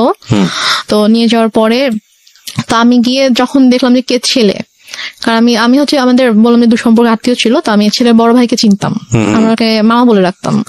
তো তারই ভাই সে সিঙ্গাপুরে থাকতো এবং সে অনেক টাকা পয়সার মালিক ছিল। এবং ছেলেটা মানে মানুষের সবাই আল্লাহর সৃষ্টি, কারো চেহারা নিয়ে খারাপ কথা বলতে চায় না তো বলতেও হয় না। তারপর আমি জাস্ট বলছি যে ছেলেটা অনেকটা লম্বা ছিল, লাইক সে দেখতে এক কথা যে সে যে নিগ্রোদের মতো ছিল, নিগ্রোদের যেরকম অনেক কালো হয়, যে ওরা দেখতে যেরকম হয় এক্স্যাক্টলি দেখতে ওরকম ছিল অনেকটা। তো আমি জাস্ট গেলাম, যাওয়ার পরে আমি যখন দেখলাম তো দেখে আমি সাথে সাথে তো আমি রুম থেকে চলে আসছি। তারপর আম্মু আমার রুমে আসলো যে তুমি এরকম বেয়াদবের মতো উঠে কেন চলে আসলা। তা আমি বললাম যে আমি ওখানে কেন থাকবো, তুমি তো আমাকে জোর করে নিয়ে গিয়েছো, আর তুমি ছেলের অবস্থা দেখছো কিরকম। তো পরে বলতে বিষয়টা কিরকম, ছেলেটাকে পছন্দ হলে আপনি বিয়ে করে ফেলতেন? না, পছন্দ হলে যে বিয়ে করতাম সেটা না, আমি বলছি যে তোমার কি মানে এতটুকু মানে ইয়া নেই যে তুমি এরকম একটা ছেলের সাথে আমাকে বিয়ে দেওয়ার জন্য নিয়ে আসছো, মানে তোমার রুচিবোধে কিভাবে এটা করলো যে তুমি এরকম একটা ছেলের সাথে আমাকে বিয়ে দিবে, এরকম একটা ছেলের সাথে তুমি আমাকে বিয়ে দিতে চাও। এই জন্য আর কি, ছেলেকে পছন্দ হলে যে আমি বিয়ে করতাম ব্যাপারটা এরকম না, কারণ বিয়ের কোনো চিন্তা ভাবনা আমার মাথায় ছিলই না। তো তারপর তো আমি ওখানে আর গেলাম না, ওদের সামনে আর গেলাম না, অনেক ফোর্স করলো। দেন ওরা বিকেলে চলে গেল। তো যাওয়ার পরে আমাকে ওই আমার আন্টি তারপর আম্মু সবাই মিলে বুঝাচ্ছে যে সোনার চামচ হচ্ছে বাঁকা হলেও ভালো, ছেলে না হয় দেখতে একটু খারাপ বাট স্টাবলিশড একটা ছেলে, সিঙ্গাপুরে অনেক কিছু করেছে, তার অনেক টাকা পয়সা, তো সমস্যা কি। ছেলে বয়স অনেক বেশি ছিল, 40 আপ ছিল। আপনি তখন ক্লাস 9 এ পড়েন? তখন ক্লাস 9 এ পড়ি, 14 থেকে 15 বছর বয়স সর্বোচ্চ। তো তারপর গিয়ে যাই হোক এটা নিয়ে আমি বললাম যে আমি কোনোভাবেই বিয়ে করবো না, আমি আমাকে আপুর সাথে কথা বলতে দাও, আমি এখান থেকে চলে যাবো, আমি তোমার কাছে থাকবো না, কিন্তু আমি বিয়ে করবো না। বাট আম্মু কোনোভাবে আপুর সাথে আমাকে কথা বলতে দিচ্ছে না। আমরা এই জায়গাটা একটা বিরতি নিতে চাই প্রিয় শ্রোতা। গল্পের মোড়টা কিন্তু ঘুরে গিয়েছে এবং গল্পের মোড় আরো ঘুরতেই থাকবে, রাত 2টো পর্যন্ত আপনার সঙ্গে আমরা আছি। আপনারা শুনছেন মিস্টার ম্যাঙ্গো ক্যান্ডি প্রেজেন্স জীবন গল্প। রেহনুমা হচ্ছে আজকে আমার গেস্ট, আমি আরজি কিবরি আপনার সঙ্গে রয়েছি এবং ঢাকা এফএম সারা বাংলাদেশ ব্যাপী এই মুহূর্তে কান পেতে আছেন আপনারা, আমরা জানি। দেশের প্রত্যন্ত অঞ্চল থেকে আপনারা আমাদেরকে শুনতে পাচ্ছেন। প্রতিটি জীবন গল্পই কোনো না কোনো ভাবে আমাদেরকে কোনো কিছু শেখায়, এক একটা গল্প আমাদেরকে এক একটা পথ তৈরি করে দেয়। এবং আমি খুব খুশি হই যখন আমি দেখি যে বিভিন্ন জায়গা থেকে ফোন আসে এবং আমাকে বলে যে ভাইয়া ওই জীবন গল্পটা আমার জীবনটাকে চেঞ্জ করে দিয়েছে। আসলে আমরা যদিও বলি এটা একটা এন্টারটেইনিং শোতে ফিলিংস অনেক বড় একটা ফ্যাক্ট। মনের মধ্যে ধাক্কা দিতে হবে যে কখনো দুঃখ, কখনো আনন্দ। মানে এই ছেলেটা অ্যারেঞ্জ ম্যারেজে ছিল। কি করতো ছেলেটা? তখন হচ্ছে মানে ওদের ফ্যামিলি বিজনেস ছিল। এডুকেশন ওই সময়টা তোর? ও বিবিএ কমপ্লিট করেছিল। আপনি ক্লাস 9 এ পড়েন? হ্যাঁ। ছেলেটাই বা আপনাকে বিয়ে করলো কেন বা রাজি হলো কেন? I don't know. সে আমাকে পছন্দ করতো, ইভেন আমার আগে থেকে পছন্দ করতো। তো আমাকে আমার বান্ধবীর মাধ্যমে বলেছিল যে ওকে আমার অনেক ভালো লাগে, ওকে একটু বল। তো আমার ফ্রেন্ড আমাকে বলেছিল যে ভাইয়া তোকে পছন্দ করে, তো মানে রিলেশনশিপে যাবি কিনা অথবা এরকম আমাকে বলেছিল। তো আমি বলেছি না, আমি এরকম কোনো কিছুতে যাবো না। তো তারপর আর কি সে এবং মানে মাঝে মাঝে হয়তো আমার ফ্রেন্ডের ফোনের মাধ্যমে তার সাথে আমার কয়েকবার কথা হয়েছিল যে আবু মারা যাওয়ার পরে আর কি, যে ভাইয়া তোর সাথে কথা বলতে চেয়েছে। তো তারপর কথা হয়েছে, তো সে আমাকে অনেক পছন্দ করতো। আমারও ভালো লাগতো, আমার যে ভালো লাগতো না সেটা না, কিন্তু আমি আসলে এরকম ভাবে কোনো রিলেশনে যাওয়ানোর মতো অবস্থা ছিলাম না আর কি। তো যাই হোক, নভেম্বরের 28 তারিখে আমার বিয়ে হয়ে যায়। তারপর আমি ঢাকায় চলে আসি, ওরা সবাই ঢাকায় থাকতো। হাজবেন্ডের নাম কি ছিল? ওর নাম ছিল শাহেদ। তো তারপরে আমরা ঢাকায় চলে আসার পরে আর কি আমি ওদের ফ্যামিলি সবাই ছোট ছিলাম, মানে হচ্ছে ওর যে বড় বোনের, ওরা 3 ভাই 2 বোন ছিল, তো ওর বড় বোনের যে মেয়ে ও আমার বড় ছিল, মানে আমাদের বাসায় সবার ছোট, সেই হিসাবে আমাকে সবাই খুব আদর করতো। তো ওরা মোটামুটি জয়েন্ট ফ্যামিলি ছিল, মানে বাবা মা, ওর বড় ভাই ভাবি, তাদের বেবি প্লাস ও আমি, আমরা। তো ফার্স্টে আমি ও বাসায় আসার পরে ওর ভাই যেটা করে যে ওর মা একটু অন্যরকম ছিল, মানে ফার্স্টে সে আমাকে ওইভাবে অ্যাকসেপ্ট করতে পারেনি যে ছেলের পছন্দে বিয়ে করেছে, মানে ছেলে মানে উনি আর কি বিয়ের একটু বিপক্ষে ছিল, যে উনি চায়নি যে ও আমাকে বিয়ে করুক, যে তুমি এমনি হুটহাট করে একটা মেয়েকে কিভাবে বিয়ে করতে চাও, তুমি বিয়ে করো না। তো বড় বলেছেন আমি বিয়ে করবো, আমার মেয়েটাকে ভালো লাগে, আমি বিয়ে করবো। তো এই জন্য আর কি উনি একটু আমার সাথে একটু অন্যরকম ছিল। তো তারপর যেটা হয় সেটা হচ্ছে যে ওর সবার ডিসিশন অনুযায়ী যে তোমরা কিছুদিন আলাদা থাকো, আলাদা থাকার পরে মাঝে মাঝে আম্মুর সাথে ওর দেখা হোক, ওর সম্পর্কটা একটু ইজি হোক, তারপরে তোমরা এসো। বাট প্রথমে যদি দেখো তোমরা এখানে কন্টিনিউয়াসলি থাকতে থাকো, তখন দেখা যাবে যে হয়তো আম্মা ওকে এখন একটু নিতে পারতেছে না মেন্টালি, তো ওর সাথে হয়তো কোনো একটা মিসবিহেভ করে ফেললো, সেটা হয়তো খারাপ হবে। তো তোমরা আলাদা থাকো, তারপরে মাঝে মাঝে আসবা, আমরাও যাবো, তারপর ঠিক হয়ে গেলে তখন চলে এসো এখানে। আচ্ছা। তো ওদের বাসা থেকে 2-3টা রোড পরে আর কি আমাদের জন্য একটা বাসা ঠিক করে। তো সে বাসাটায় আমরা ওখানে 2 মাসের মতো ছিলাম, প্রায় 2 মাসের মতো ছিলাম। তো এর মাঝে ওর আব্বু অনেকবার এসেছে আমাদের বাসায়, তারপর আমরাও যেতাম ওখানে। তো দেখা যায় ওনার সাথে আমি শপিং এ যেতাম, আম্মুর সাথে, শাশুড়ি মায়ের সাথে। তো ওনার সাথে আমার মোটামুটি ভালো একটা সম্পর্ক হয়ে যায় আর কি। তারপর উনি বলে ঠিক আছে তোমার বাসায় চলে আসো। আচ্ছা। তারপর আমরা বাসায় চলে আসি সম্ভবত জানুয়ারি শেষের দিকে। তো বাসায় চলে আসার পরে তার মোটামুটি ভালোই কাটছিল। ওদের বাসার সবাই আমাকে খুব আদর করতো, যে আমি সবার ছোট ছিলাম, অনেক আদরে ছিলাম সবার। তারপর এর মাঝে যেটা হয় সেটা হচ্ছে যে আম্মু হঠাৎ করে প্রবলেম ক্রিয়েট করতে থাকে। আমার আম্মু প্রবলেম ক্রিয়েট করতে থাকে বলতে যে আমাকে ফোন করতো অথবা আমার হাজবেন্ডকে ফোন করতো, ফোন করে হয়তো চিল্লাফাল্লা করতেছে, আসো তুমি, আসতেছো না কেন, আমাকে বারবার ডাকতো। তো ঠিক আছে আমি তো আসবো, সমস্যা নেই আমরা আসবো। তো আমরা এর মাঝে গিয়ে একবার ঘুরে এসেছিলাম। তো সিরাজগঞ্জ থেকে ঘুরে এসেছিলাম। তো তারপরে সে হঠাৎ করে একদিন বলতেছে যে তুমি একবারে চলে আসো। বলছি আমি একবারে কেন চলে আসবো? বলতেছে যে না, এই ছেলের সাথে তোমার থাকতে হবে না। আমি বলছি যে মানি কি, আমি এই ছেলের সাথে কেন থাকবো না, কি হয়েছে?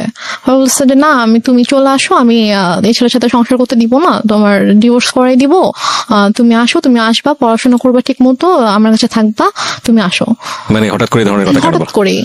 তা আমি তখন বললাম যে আম্মু, তুমি নিজেই তো আমাকে বিয়ে দিয়েছো, তুমি নিজেই তো রাখতে চাওনি আমাকে, তাহলে এখন যেহেতু আমার একজনের সাথে বিয়ে হয়েছে, আমি এখানে একটা ফ্যামিলির সাথে আমি অ্যাড হয়েছি, এবং তার সাথে আমার ধীরে ধীরে এরকম ভালো একটা বন্ডিং তৈরি হয়ে গিয়েছে, ওর ফ্যামিলি সবার সাথে আমার একটা ভালো বন্ডিং তৈরি হয়েছে, এখন তো তুমি এটা বলতে পারো না।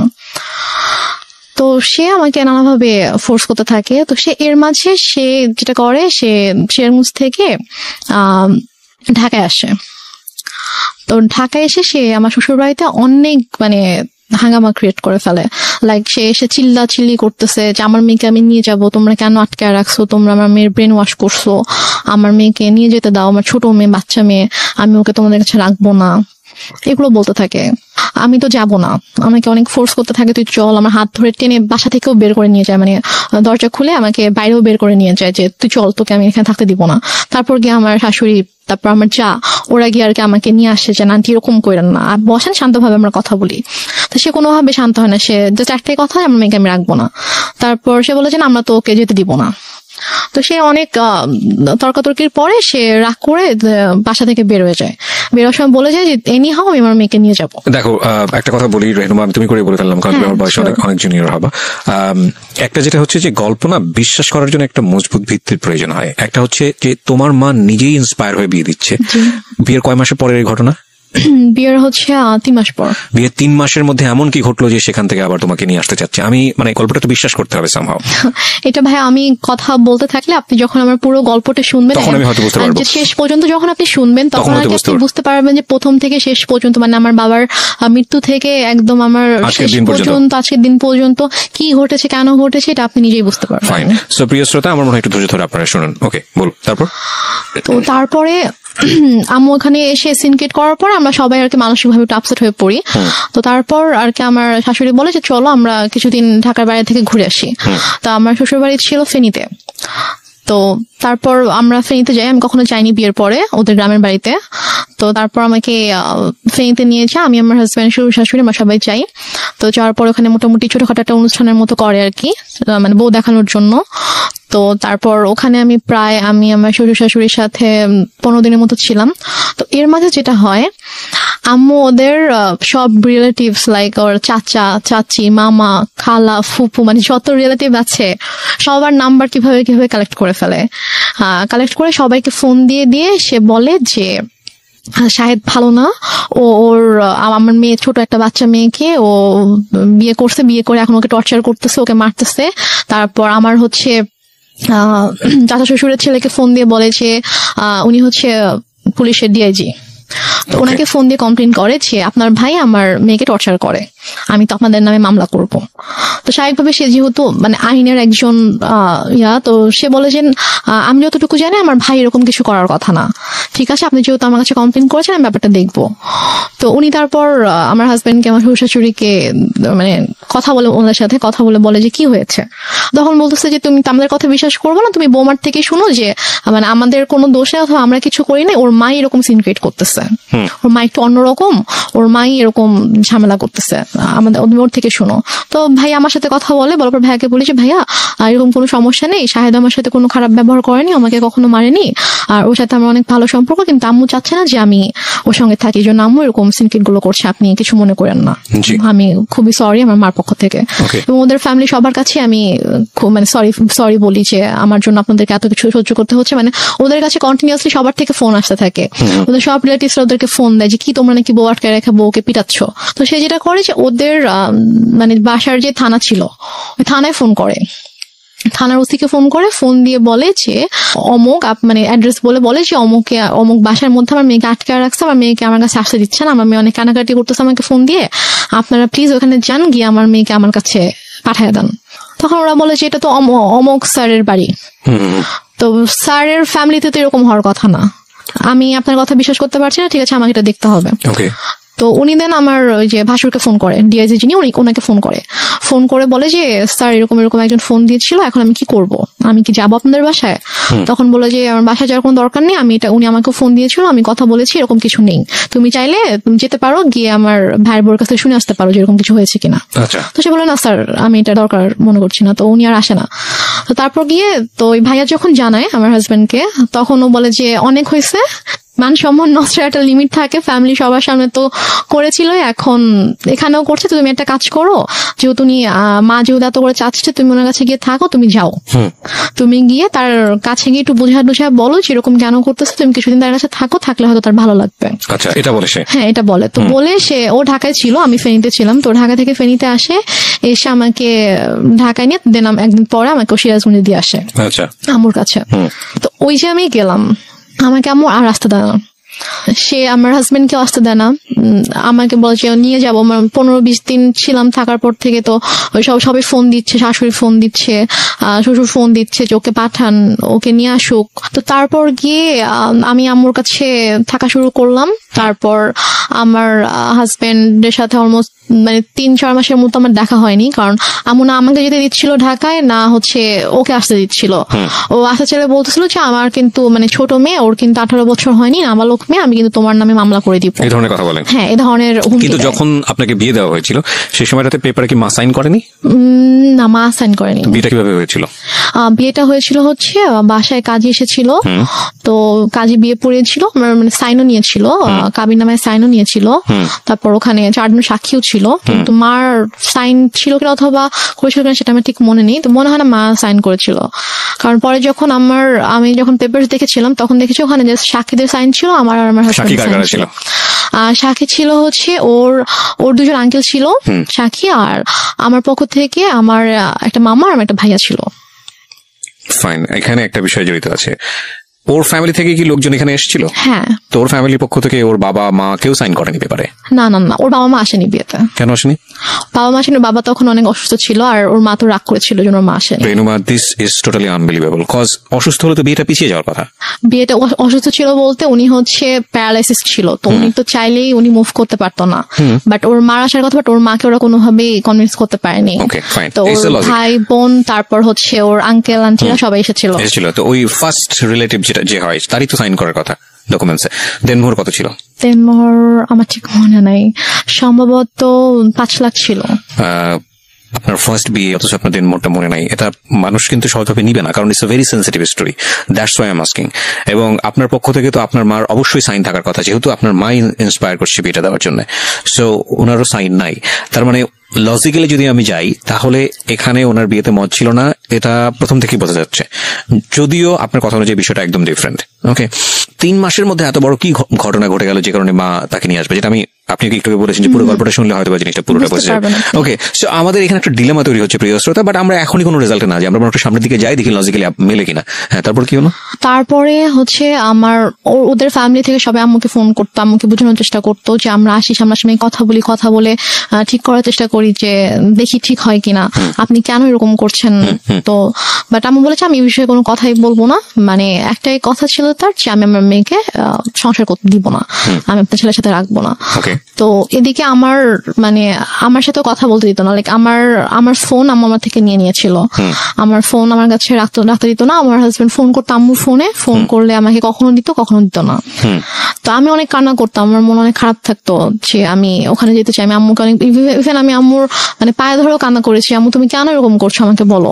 মানে সে আমাকে কোনো মানে কারণও বলতো না যে কেন সেরকম করছে। আমি বলছি আম্মু তুমি তো আমাকে বিয়ে দিয়েছো, এখন যখন আমি একটা জায়গায় গিয়েছি, আমার বিয়ে হয়েছে, আমি আমার হাজবেন্ডকে অনেক ভালোবাসি, আমি ওর ফ্যামিলির সাথে অনেক ভালোভাবে মিশে গিয়েছি, তো এখন কেন তুমি সবাইকে এরকম কষ্ট দিচ্ছ, আমাকে কেন তুমি কষ্ট দিচ্ছ আম্মু।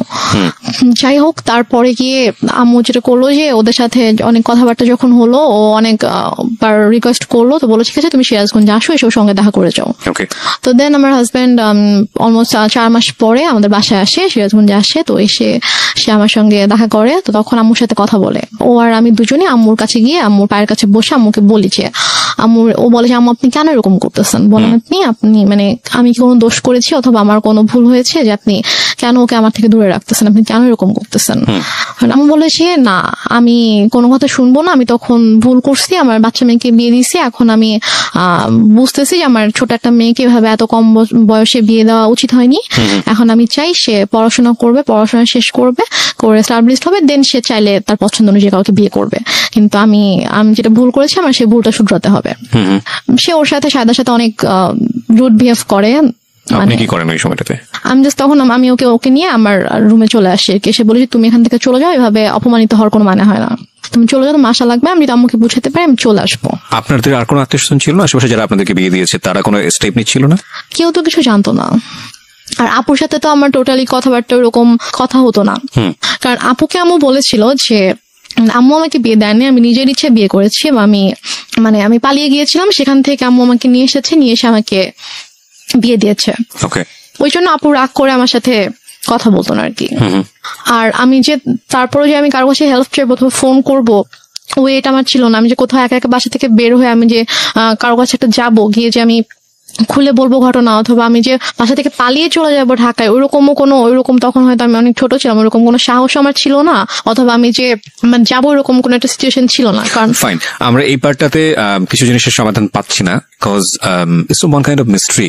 আরেকটা বিষয় সেটা হলো যে ছেলে তো ম্যাচিউর ছিল, তো ছেলে যদি ম্যাচিউর থাকে তাহলে ছেলের একটা, এবং মেয়েরও দেখলাম যে ওখানে আমাদের রেহনুমারও একটা ইচ্ছা ছিল, মানে শাহেদ ম্যাচিউর, রেহনুমার ম্যাচিউর বয়সের যে নেওয়ার জন্য ট্রাই করছে আমাকে। তো তখন আম্মু ওকে একটা শর্ত দেয়, আমার হাজবেন্ডকে একটা শর্ত দেয়, এবং আমার আম্মু জানে যে এই শর্তটা কখনোই ও মানবে না। শর্তটা ছিল হচ্ছে যে ও বলে যে তুমি যদি রেনুমাকে নিয়ে থাকতে চাও তাহলে তোমাকে আলাদা থাকতে হবে। আলাদা থাকতে হবে তোমার ফ্যামিলি থেকে? হ্যাঁ, তোমার ফ্যামিলি থেকে আলাদা থাকতে হবে, তুমি ওকে নিয়ে তুমি আলাদা একটা বাসা নিবা, তুমি তোমার আব্বু আম্মু তোমার ফ্যামিলির সাথে থাকবা না, এবং তোমার আব্বু আম্মু কখনো তোমার বাসায় আসবে না। আমি বলছি যে এটা কেমন কথা। তো বলে যে আপনি যদি ওকে নাও দেন তারপর আমি কখনো বাবা মাকে ছেড়ে আমি আলাদা বাসায় যাবো না, কারণ আমার বাবা মা আমার কাছে অবশ্যই আগে। আর প্লাস ঠিক আছে আপনি তো ওকে এখন আটকাচ্ছেন এটা বলে যে হ্যাঁ ওর তো এখন বয়স হয়নি, ওর ছোট, আপনি মামলা করতে পারবেন, বাট ও যখন ম্যাচিওর হবে, ওর যখন বয়স হবে তখন তোকে আপনি আটকাতে পারবেন না। এবং আমি জানি যে আমি যেরকম ওকে ভালোবাসি ও আমাকে ভালোবাসে, এবং আশা করি যে ইনশাল্লাহ যখন সময় হবে তখন আমি আমার ওয়াইফকে আপনার থেকে নিয়ে আসবো, বাট আমি আমার বাবা মাকে ছেড়ে থাকতে পারবো না, এটা আমি করতে পারবো না। তারপর যেটা হয় যে ওর সাথে আমার তো কাছে তো ফোন ছিল না, ওর সাথে যোগাযোগের একমাত্র ওয়ে ছিল আম্মুর ফোন। তো আম্মু ওর কাছ থেকে ফোনটা নিয়ে ওকে ফোন করার জন্য অনেক রিকোয়েস্ট করতে হতো, অনেকবার ফোন দেওয়ার পরে হয়তো আম্মু আমাকে ফোন দিত। তো এইভাবে আর কি যোগাযোগ ছিল। তো এক পর্যায়ে যেটা হয় যে ও মাসে হয়তো একবার আসতো, দুবার আসতো, এসে আমার সাথে দেখা করে জাস্ট চলে যেত ঢাকায়। তারপর আম্মু একবার হচ্ছে ওই ঈদের সময় ওর আপু আম্মু সবাই ফোন করে যে ওকে একটু পাঠান, আমরা সবাই একসাথে গ্রামের বাড়িতে ঈদ করবো, তো ও না থাকলে কেমন হবে। ওকে একটু পাঠান। তো আম্মু কোনোভাবে পাঠাতে চায় না, বাট ওরা যখন সবাই ফোন দিয়ে অনেক রিকোয়েস্ট করে, তো তারপরে গিয়ে আম্মু বলে ঠিক আছে ওকে নিয়ে যাও। তো তারপর আমি যাই, তো ওদের সাথে একটা ঈদ করেছিলাম, তো ঈদ করে ঈদের 2 দিন পরে আর কি আমি আবার চলে আসি। তো আসার পরে তো এভাবে আর কি চলছিল, ওর সাথে মাঝে মাঝে কথা হতো, তারপর মাসে অথবা অনেক সময় 1 মাস 2 মাস পরে আসতো, এসে দেখা করে যেত, বাট আমাকে যেতে দিত না আম্মু। তো এদিকে আমার পরীক্ষা চলে আসছে, মানে এটা হচ্ছে 2011-তে আমার পরীক্ষা ছিল, এসএসসি পরীক্ষা ছিল। তো তারপর আমি কোনো রকমে স্কুলে যেতাম না, আমি জাস্ট বাসায় পড়তাম, পড়ে পরীক্ষা দিলাম। তো এরপরে যেটা হয়, হঠাৎ করে আম্মু টোটালি যোগাযোগ বন্ধ করে দেয়। ওকে বলে যে তুমি আর আসবা না ওর সাথে দেখা করতে। তো বলে যে হঠাৎ করে কেন, বুঝতে যে আসবা না, তুমি আর এসো না, আসলে তুমি যদি আসো এখানে অনেক বড় সিন ক্রিয়েট হবে, আমি পুলিশ ডাকবো, তুমি আসবা না। এটা আপনার মা বলে? হ্যাঁ, এটা আমার মা শাহেদকে বলে। তো ও যেটা করে, ও আসে না, কারণ ওদের সবচেয়ে বড় ভয়টা ছিল যে মান সম্মানের ভয়, যে যাবো পুলিশ ডাকবে, মান সম্মান মানুষ জানতে পারবে, যে এটা তো খুবই বাজে একটা ব্যাপার হবে আসলে। তো ও আর আসে না, আম্মুকে ফোন দিত, আম্মু আমাকে ফোন দিত না। তো ওর সাথে অলমোস্ট হচ্ছে আমার প্রায় 7-8 মাসের মতো টোটালি কোনো কথা হয় না, মানে একদমই কথা হয় না। ও আসেও না, ওর সাথে আমার কোনো কথা হয় না। তো তারপর গিয়ে আমার আপু হচ্ছে দেশে আসে 2012 সালের মেবি আগস্টের দিকে আমার আপু দেশে আসে। তো আপু আসার হচ্ছে 2-3 মাস আগে আবার আমার সাথে সাথে কথা হয়। আমি আম্মুর ফোন থেকে ওর সাথে কথা বলি। তো আম্মু যখন জানতে পারে যে হচ্ছে আপু আসতেছে, তখন আর কি ওর সাথে কথা বলে যে তো ওর আপু আসতেছে, তো ওর আপু যদি আসে, মানে আপু বলছিল যে ঠিক আছে, তো যেহেতু বিয়ে করে ফেলছে, মানে আপু জানে যে আমি যেখানে আছি আমি অ্যাকচুয়ালি কিভাবে আছি আম্মুর কাছে এটা জানে না। আপুকে বলা হয়েছে যে ওর তো শাশুড়ি ভালো না, ও শ্বশুর বাড়িতে থাকতে সমস্যা হয়, তো ছোট মেয়ে, এই জন্য ওকে নিয়ে আসছি, ও এখানেই থাকবে, পড়াশোনা করবে, তারপর গিয়ে হয়তো ঢাকায় ভর্তি হবে। আচ্ছা, এটা বলছে যে তা তখন যাবে, এখন তো ছোট অনেক। তা আপু জানে এটা, আপু মোটামুটি তখন নর্মাল হয়েছে, আমার সাথে মোটামুটি একটু কথা বলে। তো তারপর আর কি আপু যখন আসে, তা আপু আসার আগে আবার ওর সাথে সে নর্মাল হয়ে যায়, কারণ আপুকে তো দেখাইতে হবে। তার প্ল্যানিংটা ছিল আসলে অন্যরকম, সেটা আমি বললে বুঝতে পারবেন। তো সে যেটা করে, সে শাহেদার সাথে কথা বলে যে বাবা যাই হয়েছে তুমি আসো, তুমি সিরাজগঞ্জে আসো। তো ও সিরাজগঞ্জে আসে, আসার পরে 2 দিন ছিল, তারপর ওকে বলে যে দেখো ওর আপু আসবে, আপু আসলে কিন্তু আপুর সাথে ভালো করে কথা বলবা, যেগুলো হয়েছে এগুলো কিছু জানানোর দরকার নাই, আমি ইনশাল্লাহ সবকিছু ঠিক করে দিব, যাই হয়েছে ভুলে যাও, আমি তোমাদের সবকিছু ঠিকঠাক করে দিবো। আপু আসলে হয়তো আমরা বড় করে একটা অনুষ্ঠান করতে পারি, যেহেতু তোমাদের এরকম বড় কোনো অনুষ্ঠান হয়নি, তো বড় করে একটা অনুষ্ঠান করতে পারি, তো করলে তখন সব ঠিকঠাক হয়ে যাবে। তো এটা বলে, তো বলার পরে আপু যখন আগস্টে আসে, আপু যেদিন আপু ঢাকায় আসে, আসার পরে হচ্ছে আপু শ্বশুরবাড়ি ঢাকাতে, তো 2 দিন পরে আপু যখন আমাদের সিরাজগঞ্জে যখন আসবে, তো ওই দিন হচ্ছে শাহেদেরও আসার কথা। তো শাহেদ বলছে যে আম্মুকে ফোন দিয়ে বলছে যে আম্মু আমার একটা কাজ পড়ে গেছে, মানে ওদের হচ্ছে একটা প্রিন্টিং প্রেস ছিল, তো ওই প্রেসে হচ্ছে যে ওদের একটা অর্ডার ছিল, অনেক বড় একটা অর্ডার ছিল, তো ওটা হচ্ছে কমপ্লিট হয়নি। এখন ও যদি ওখান থেকে চলে আসে, তাহলে দেখা যাবে যে ওই কাজটা হবে না, তো অনেক বড় লস হয়ে যাবে। তো বলছে যে আম্মু আমার তো কাজ শেষ হতে সন্ধ্যা হয়ে যাবে, তো ওর হচ্ছে ভোরবেলা রওনা দেওয়ার কথা। তো আমি রাতে আসি, সন্ধ্যাবেলা কাজটা শেষ করে আমি হয়তো 8টার দিকে রওনা দিলাম, দিয়ে আমি রাতের মধ্যে চলে আসবো। আপুদেরকে একটু বললেন আমি চলে আসবো, সমস্যা নেই, কিছু মনে করতে মানা করেন। আমি বলে যে এখন আসবা, বলছে যে আমি আসলে তো এখানে কাজ দেখতে পারবে না, সমস্যা হয়ে যাবে। বলেছে এখন আসতে হবে। আমি জানি না, আমার বড় মেয়ে 12টার মধ্যে চলে আসবে, মানে এটা সকাল 10টার দিকের কথা আর কি। তুমি এখন রওনা দাও, তুমি চলে আসো, তোমার তো 3-4 ঘন্টার বেশি লাগবে না, তুমি চলে আসো, সমস্যা নেই।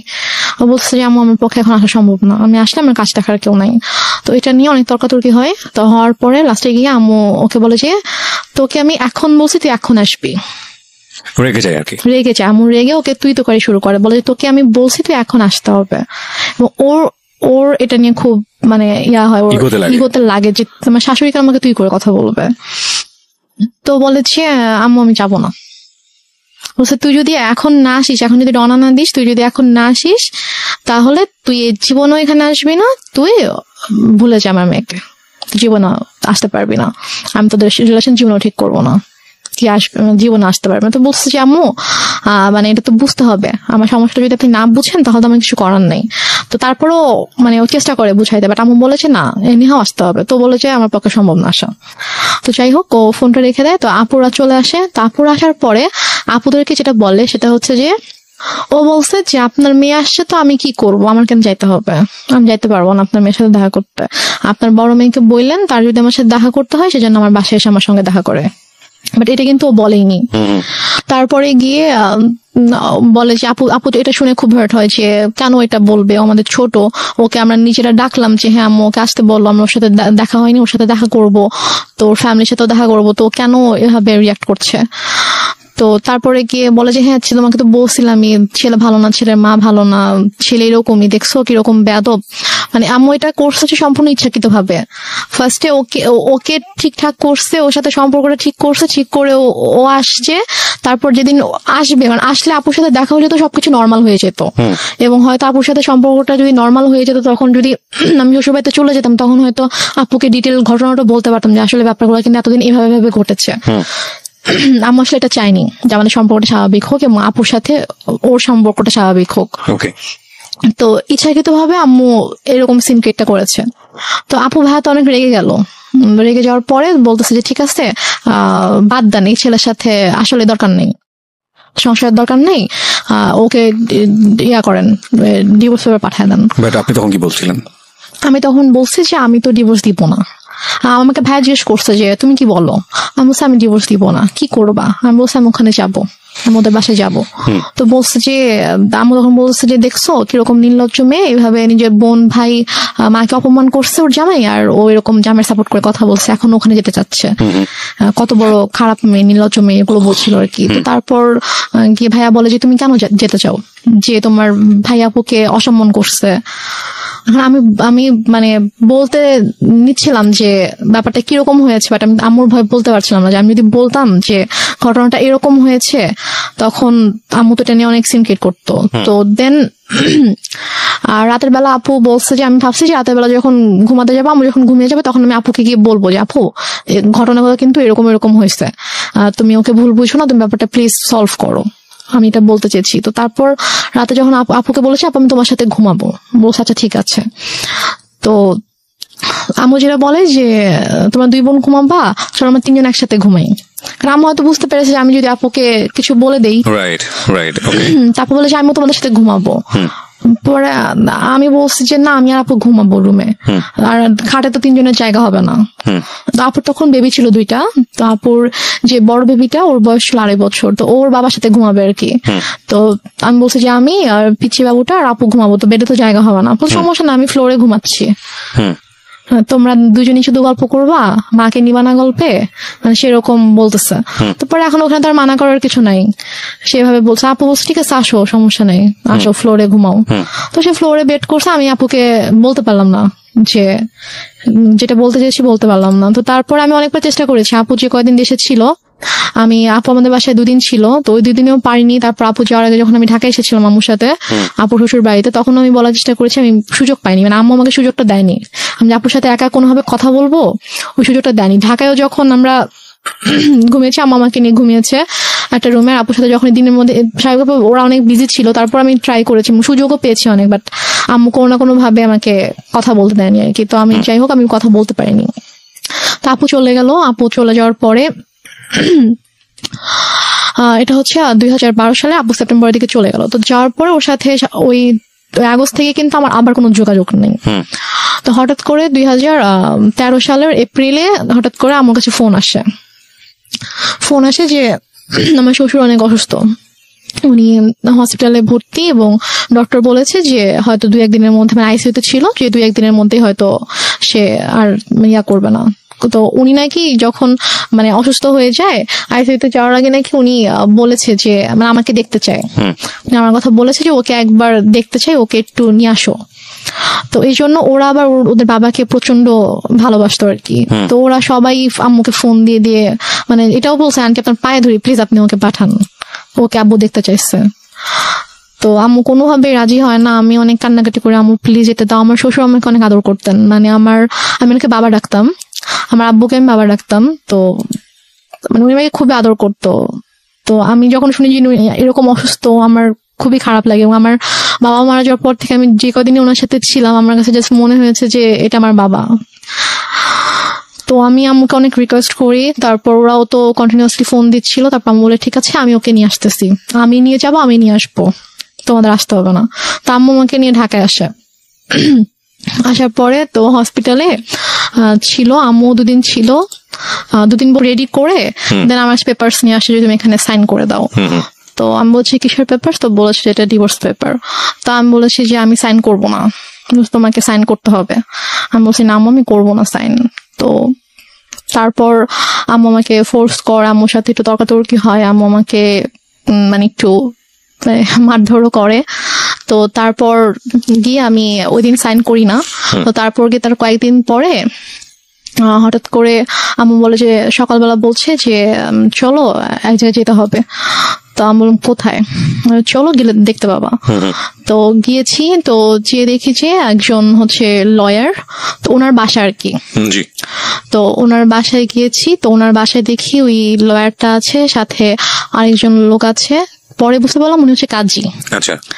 তো ওখানে গিয়ে আমাকে পেপারস গুলো নিয়ে বলছে যে না এখানে সাইন করো, সাইন করতে হবে, এখানে কোনো সিনকিট করো না, এখানে সাইন করে দাও। তো আমি তো কিছুতেই সাইন করবো না, আমি অনেক কান্নাকাটি করছিলাম। তো লয়ার ওয়াইফ বলছিল যে আপা আপনি তো বলেছেন যে আপনার মেয়ে নিজের ইচ্ছায় ডিভোর্স দিতে চায়, তা মেয়ে কেন কান্না করছে? তাহলে কি মেয়ে চায় না?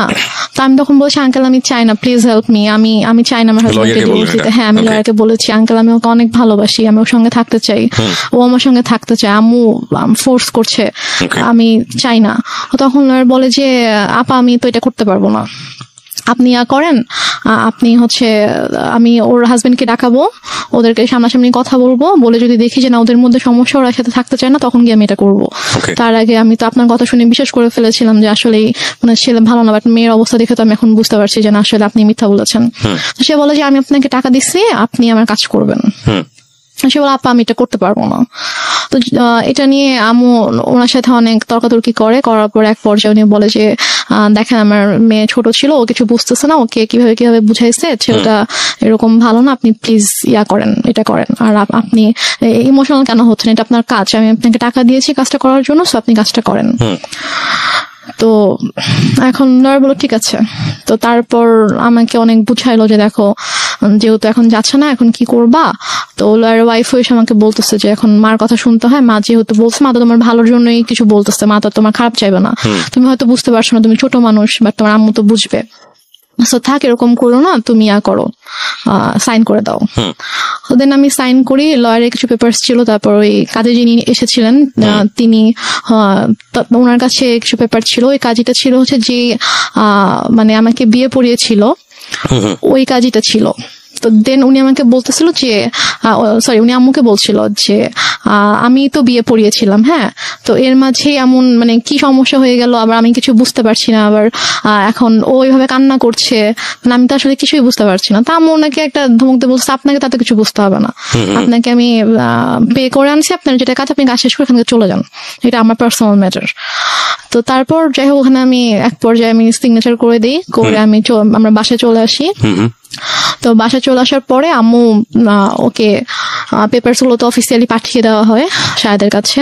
তো শাহেদ যখন পেপারস হাতে পায়, তখন শাহেদ আম্মুকে ফোন করে যে আম্মু এসব কি, এটা কেন? মিনিংটা হচ্ছে finally you sign the papers. হ্যাঁ, আমি পেপারে সাইন করি। ওকে। তো তারপর শাহেদ যখন আমাকে ফোন করে যে আম্মু পেপার শেষে আমি তো ওকে ডিভোর্স দিতে চাই না, আমি তো সাইন করবো না। তো বলেছে যে না তোমাকে তো তুমি সাইন করো, তোমাকে সাইন করতে হবে, তো তোমাকে ডিভোর্স দিয়ে দিয়েছে। বলছে আমি ওর সাথে কথা বলতে চাই, ও আমাকে ডিভোর্স দিতে পারে না, আমি জানি ও আমাকে ডিভোর্স কখনোই দিবে না। তো বলে যে ওর সাথে কথা বলা যাবে না, আর আসলে ব্যাপারটা কি তোমাকে এখন কিভাবে বলবো নিজের মেয়ের কথা, এখন ওর তো অন্য একটা ছেলের সাথে রিলেশন আছে, এটা আপনার মা বলে? হ্যাঁ, আমার মাকে বলে রিলেশন আছে এবং তাকে বিয়ে করতে চায়। এটা কি আপনি সামনে থেকে শুনেছেন নাকি? হ্যাঁ, আমার সামনেই কথা বলতেছিল, বলছে যে ও তো বিয়ে করতে চায়। আমি জাস্ট মানে অবাক হয়ে মার দিকে তাকিয়েছিলাম, বাট আমি কিছু বলতে পারছিলাম না। আমার চোখ দিয়ে পানি পড়ছিল যে মানে কিভাবে পারছে। এখানে আমার একটা প্রশ্ন আছে, সেটা হচ্ছে যে আপনি এতটাই যদি নমনীয় বা সফট হবেন, তাহলে আপনি কিভাবে সাহস করেন যে আপনি রেডিওতে এসে এই গল্পটা আছে লাখ লাখ মানুষকে বলবেন? মানে আপনি তখন কেন প্রতিবাদ করেননি?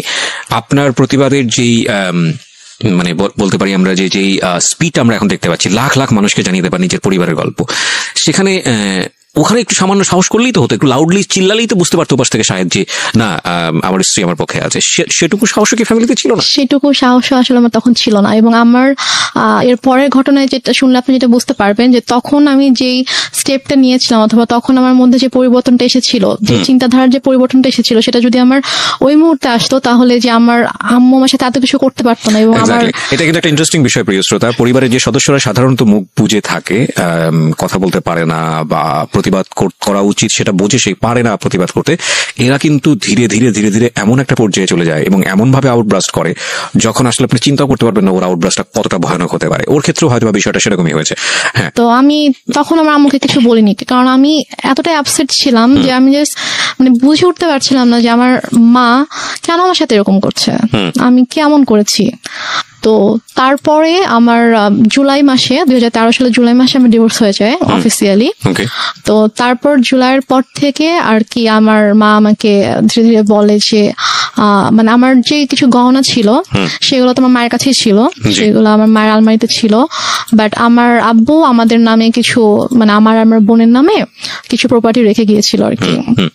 তো সেগুলো থেকে আমার যে অংশ ছিল সেখান থেকে সেগুলো আমার বলে যে আমার একটা দরকার আছে, আমি একটু সমস্যা পড়েছি, তো আমার প্রপার্টিটা আমার নামে প্রপার্টি দেখাইতে হবে একটা অফিসিয়াল কাজের জন্য।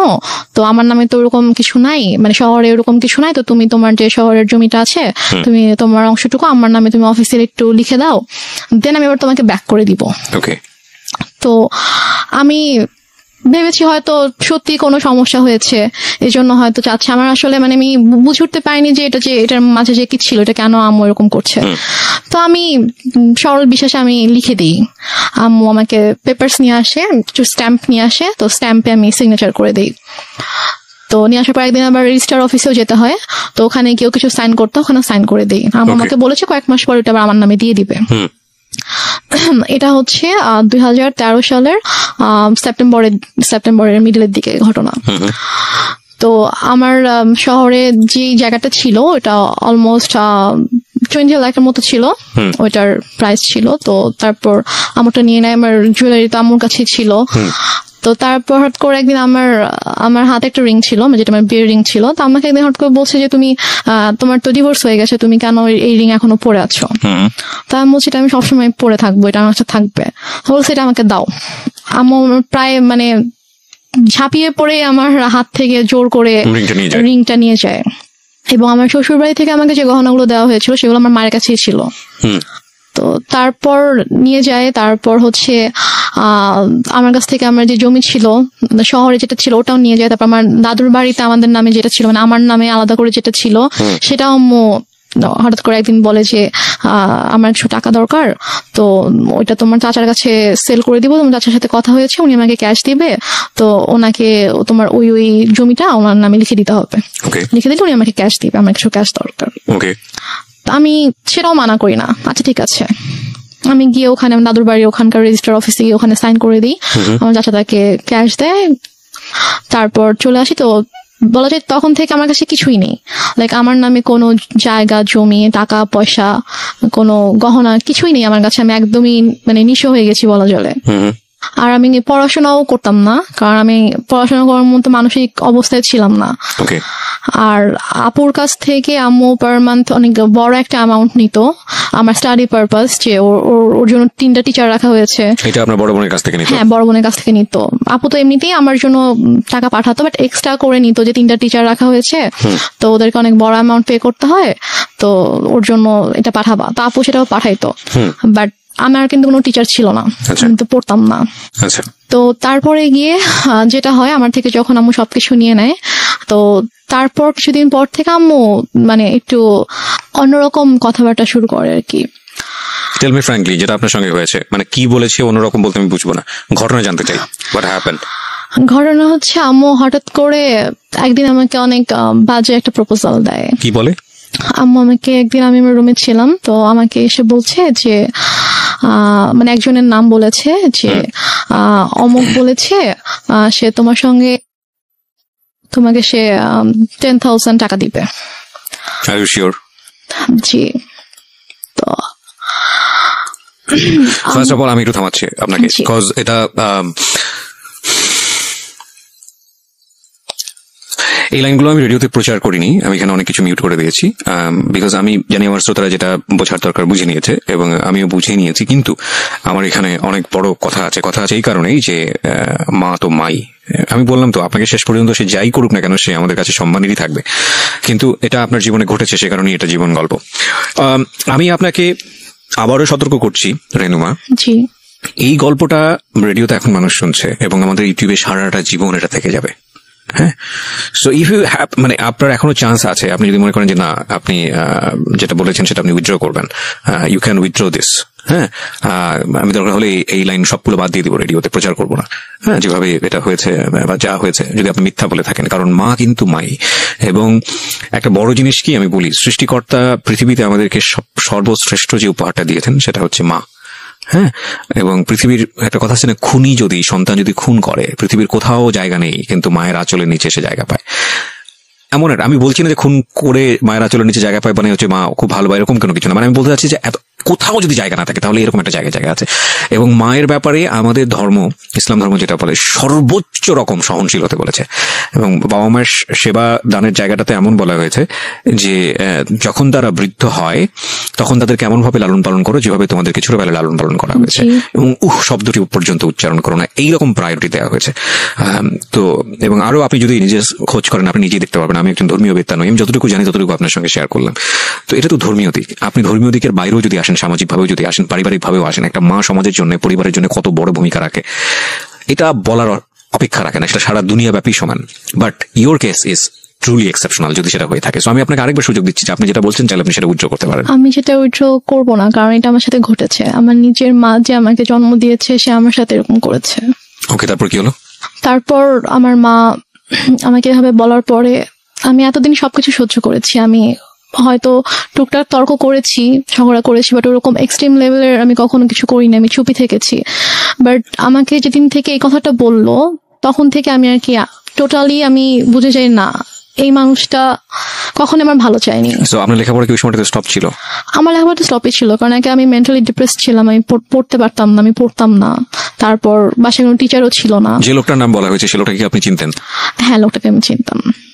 ওনার কি আসা যাওয়া ছিল আপনার বাড়িতে? না, আমাদের বাসায় আসা যাওয়া ছিল না, কিন্তু উনি হচ্ছে আমাদের যে এলাকাটায় আমরা ছিলাম ওই এলাকারই ছিল উনি। উনি কি প্রভাবশালী লোক ছিল?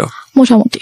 ওকে, আচ্ছা তারপরে আমার মা, আমি জাস্ট স্ট্রেট বলে দেই যে আমার পক্ষে এটা সম্ভব না। তখন আমাকে বলে যে তোমার কি আরো বেশি টাকা লাগবে? তো আমি বলি যে না, আমার টাকা লাগবে না, বাট আমি এই ধরনের কোনো কিছু করবো না। সো প্লিজ তুমি কখনো এই ধরনের কথা। অভাব তো ছিল না আপনাদের ফ্যামিলিতে? না, আমার ফ্যামিলিতে কখনো মানে আর্নিং সোর্সের দিকেও তো কোনো সমস্যা ছিল না? আর্নিং সোর্সে কোনো প্রবলেম ছিল না, আমাদের যে টাকা পয়সার কোনো সমস্যা থাকা সেটাও ছিল না। আর আমার টোটাল খরচটা আপু বেয়ার করতো, আম্মুর জন্য একটা বড় একটা অ্যামাউন্ট পাঠাতো। মানে তখনও কি আপনি আপনার ফ্যামিলিতে অভিভাবক বলতে আপনার মার পরে তো আপনার আপু ছিল, তখনও বিষয়গুলো আপনি কেন আপুকে জানাচ্ছিলেন না? আপুর সাথে আমার কমিউনিকেট করার কোনো ওয়ে রাস্তাটাই ছিল না, একদম গৃহবন্দী থাকতেন টোটালি। ইভেন কি মানে আমি হচ্ছে ঢাকা থেকে সেরকম যখন চলে আসলাম একেবারে, তার কয়েক মাস পরে আমাদের বাসায় 3টে লাইনটা ক্লোজ করে দেওয়া হয়, লাইনটা অফ করে দেওয়া হয়। আর আম্মুর ফোনটা সব আম্মুর কাছে থাকতো, আমার তো ফোন ছিল না। আর আমাকে তো বাসা থেকে বেরোতে দিত না, কোথাও যেতে দিত না। কোথাও গেলে সেটা আম্মুর সাথেই। বাসায় কেউ আসলে, মানে কোনো গেস্ট যদি আসতো বাসায়, তো তার সামনে সবসময় আম্মুই আছে। আচ্ছা ঠিক আছে, তারপরে কি হয়? তো তারপরে আম্মু আমাকে কয়েকবার এই ব্যাপারটা নিয়ে বলে, ইভেন আমাকে ভাবে বলে যে তোমার কি আরো বেশি টাকা লাগলে বলো, কোনো সমস্যা নেই। আমি ওনাকে বলছি, আমি বলি যে আম্মু প্লিজ, আমি তোমার অনেক কিছু সহ্য করেছি, তুমি যখন যেটা বলেছো আমি তোমাকে দিয়ে দিয়েছি। আমার গহনা তো তোমার কাছে ছিল, আমার প্রপার্টি গুলো আমি তোমাকে দিয়ে দিয়েছি, তুমি আমাকে এটা করতে বলো না, আমার পক্ষে পসিবল না, আমি এটা করতে পারবো না। তখন থেকে আমার প্রতি প্রচন্ড খারাপ ভাবে মানসিক আর শারীরিক নির্যাতন শুরু হয়। কথায় কথায় আম্মু আমাকে মারতো, মানে তার কথা একটা ছিল যে তোমাকে এটা করতে হবে, তুমি এটা করো। বিভিন্ন সময় বিভিন্ন অ্যামাউন্ট বলতো, বিভিন্ন লোকের কথা বলতো যে কি হয় এমন করলে, কি সমস্যা তোমার, এত অহংকার কিসের, তুমি নিজেকে কি মনে করো, তুমি কেন এত অহংকার দেখাবা, তোমার তো কিছু নাই, তুমি কি করে খাবা, তোমাকে যদি আজকে আমি বাসা থেকে বের করে দিই, তোমাকে যদি আমি কোনো মানে খাবার না দিই, কিছু না দিই, তুমি কি নিজে কিছু মানে 1 টাকা দিয়ে কিনে খেতে পারবা, তোমার কি অ্যাবিলিটি আছে, তোমার কিন্তু কিছুই নাই। সো তোমাকে আমার কথা মানতে হবে, যদি না মানো তাহলে কিন্তু আমি তোমাকে আবার বাসা থেকে বের করে দিব, ঠিক আছে? তখন তুমি কোথায় যাবা, কি করবা, তোমাকে কিন্তু এটা করেই খেতে হবে।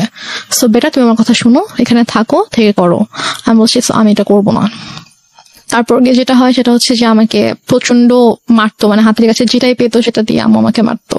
তারপর এমনও দিন গিয়েছে যে আমি মানে মারের ভয়ে আমি আমার রুমের দরজা আটকে দিয়ে আমি থাকতাম, রুম থেকে বের হতাম না। আম্মু রুমে এসে অনেক ধাক্কাধাক্কি করতো যে রুম খুল, কেন আটকায় রাখছিস, আমি ভয়। আপনাদের বাসাটা কেমন ছিল, আশেপাশে কি কোনো লোকজন ছিল না? আমাদের বাসাটা কিরকম ছিল, আমাদের বাসাটার হচ্ছে মানে বড় একটা জায়গা জুড়ে বাসাটা ছিল, এবং আমাদের বাসার পিছন দিকে জাস্ট একটা বিল্ডিং ছিল, আর ডানে বামে সামনে কোনো বাসা ছিল না, আমাদের বাসাটাই ছিল। হ্যাঁ, পুরোটাই ফাঁকা ছিল। আপনাদের বাসাটা কয়তলা? আমাদের বাসাটা একতলা। একতলা, টিন শেড? টিন শেড না, ফাউন্ডেশন দেয় বাসা, বিল্ডিং। কতটুকু জায়গার উপরে? আমাদের বাসাটা অলমোস্ট 12 কাঠা জায়গার উপরে। 12 কাঠা জায়গার উপরে, কর্নারে জাস্ট আমাদের বাসাটা, একটা কর্নার, এবং চারপাশে এটা বাউন্ডারি দেওয়া। হ্যাঁ, বাউন্ডারি দেওয়া। হ্যাঁ। তো তারপরে আমি রুম থেকে বের হতাম না, আম্মু আমাকে অনেক দরজার ভিতরে এসে লাথি দিত যে বের হ বের হ, বের হচ্ছিস। মানে এগুলো মনিটর করে কেউ নাই, শোনারও কেউ নাই? কেউ নাই যে শুনবে ইয়া করবে। তো তারপর আমাকে আমি যখন বের হলাম, আমি জানি আমাকে বের হলে আমাকে মারবে, কোনো একটা কথা নিয়ে হয়তো আমার সাথে তর্ক করবে। আগেও কি গায়ে হাত তুলো নাকি ঘটনার পর থেকে গায়ে তোলা শুরু হলো? গায়ে হাত তুলতো ছোটবেলা থেকে, আম্মু খুবই ইয়া ছিল, আমি বলেছি তো, গায়ে হাত তোলা স্বভাব ছিল। বাট এটার পর থেকে আমি যখন মানা করতাম তখন থেকে খুব বেশি করে শুরু হয়েছে এটা। এমন হয়েছে যে আমি 1 দিন 1.5 দিন 2 দিন আমি না খেয়ে আমার রুমের ভিতরে বন্দি, আমি হয়তো ওয়াশরুম থেকে পানি নিয়ে পানি খেয়ে হয়তো আমি আছি, এরকমও হয়েছে।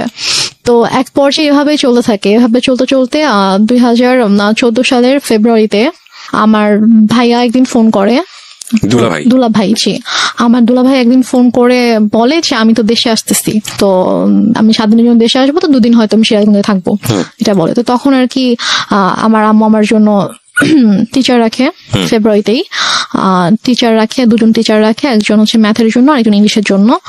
তো টিচার রাখার পরে আমার তোমার তো পড়াশোনার সময় অফ ছিল? আমার তো অফ ছিল, আমি টোটালি পড়াশোনা করতাম, বাট আমি কলেজে ভর্তি হয়েছিলাম। মানে আমি 14তে হচ্ছে আমার মানে 13তে আমার বেসিক্যালি এইচএসসি দেওয়ার কথা, বাট আমি দেইনি। তো ওইটা আবার 14তে রেজিস্ট্রেশন করানো হয় যে 14তে দিব, বাট তারপর আমার পড়াশোনা টোটালি স্টপ ছিল। তো ফেব্রুয়ারিতে আমার ম্যাথের বই টই আর নোটস টোটস যা কিছু লাগবে এগুলো সবকিছু আম্মু কিনে দেয়, কিন্তু 2 জন টিচার রাখে, কারণ ভাইয়াকে তো শো করতে হবে যে সে আমাকে পড়াচ্ছে। তারপর ভাইয়া মার্চে আসার পরে, তো ভাইয়া ঢাকায় আসা 2 দিন পরে আমাদের বাসায় আসে, সিরাজগঞ্জে আসে। তো আসার পর আমি জাস্ট চান্সে ছিলাম যে আমি কখন একটু ভাইয়াকে একা পাবো, আমি কখন কথাগুলো ভাইয়াকে বলবো। তারপরে গিয়ে আমার মা হচ্ছে বাজারে যায়।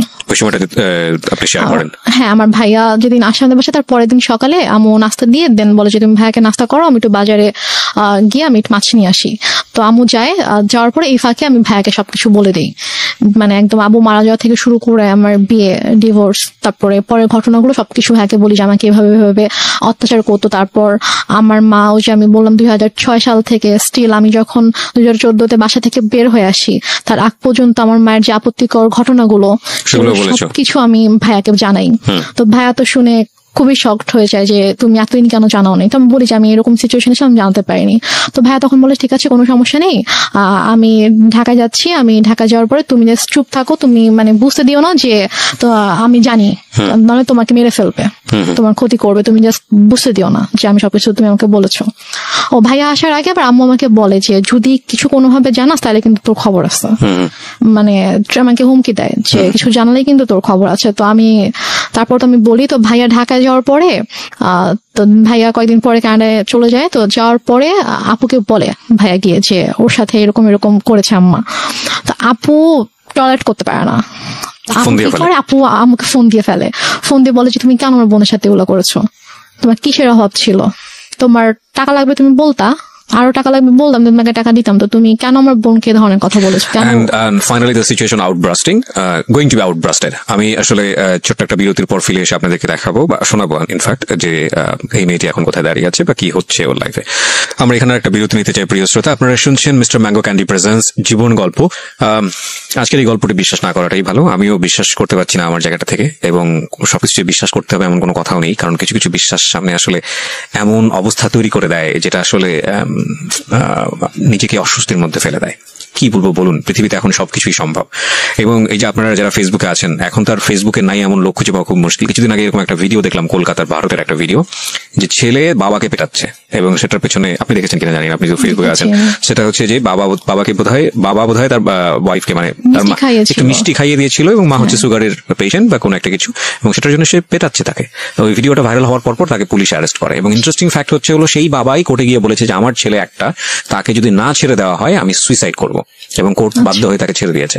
সো এই টোটাল আমি আসলে পুরো ব্যাপারটা নিয়ে কথা বলছিলাম। আমি বলছিলাম দেখেন, ওই একটা ছেলে যাকে এত কষ্ট করে মানুষ থাকে, তো এক পর্যায়ে একদিন সকালবেলা যেটা হয়, আমি ঘুম থেকে উঠে বাইরে গিয়েছি সকাল 9টার দিকে।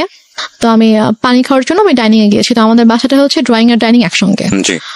তো ড্রয়িং রুম দিয়ে আর কি ডাইনিং এ ঢুকতে হয় আমার বেডরুম থেকে বের হয়ে। তো আমি গিয়েছি, তো দেখি যে একজন লোক বসে আছে আমার ড্রয়িং রুমে।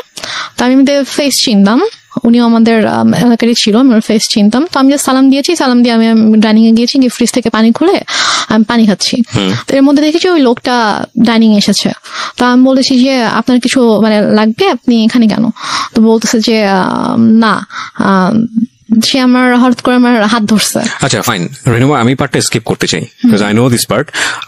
স্কিপ করতে চাই কারণে যে আসলে আমার মনে হয় এটা এনাফ। মানে তোমার সম্পর্কটা কেমন ছিল ফ্যামিলিতে এইটুকু বলার, এইটুকু যতটুকু হয়েছে এতক্ষণ ধরে বলা, এটা এনাফ। বাট থাক না, কিছু বিষয় আমরা নাই বা রিভিল করি। ওকে, সো স্কিপ করো এটা। তারপরে কি হয়? মা তো নিশ্চয়ই বাসায় ফিরে অনেক বেশি টর্চার করে। ঘটনাটার পরে যেটা হয়, আমি জাস্ট হাতটা ছাড়িয়ে নিয়ে আমি আমার রুমে চলে যাই। চলে যাওয়ার পরে তো মা বাসায় আসার পরে আসলে ওই দিন থেকে আমার প্রতি মানে আরো বেশি শুরু হয়ে যায়। লাইক আমার পরীক্ষাও কাছে গিয়ে আসছে, আমার এপ্রিলের 1 তারিখ থেকে পরীক্ষা ছিল। তো এটা হচ্ছে মার্চের লাস্টের দিকে ঘটনা। তো আম্মু যেটা করতো সেটা হচ্ছে যে আমার খাবারের ভিতরে ঘুমের ওষুধ মিশিয়ে রাখতো। মিশিয়ে দিয়ে দেখা যেত যে আমি ঘুমিয়ে থাকতাম, আমি পড়তে পারতাম না। তো মানে এরকম। তারপর হচ্ছে মানে আমাকে ঠিক মতো, হয়তো আমি যদি খাবার না খেতাম, যদি বলতাম যে আমি নিজে কুক করে খাই, তো বলতো যে না, তুমি নিজে কুক করতে পারবে না। আমি না নিতে পারতেছি না এই কারণে, মানে একদম টু বি ফ্র্যাঙ্ক বলি, সেটা হচ্ছে এই মা শব্দটা।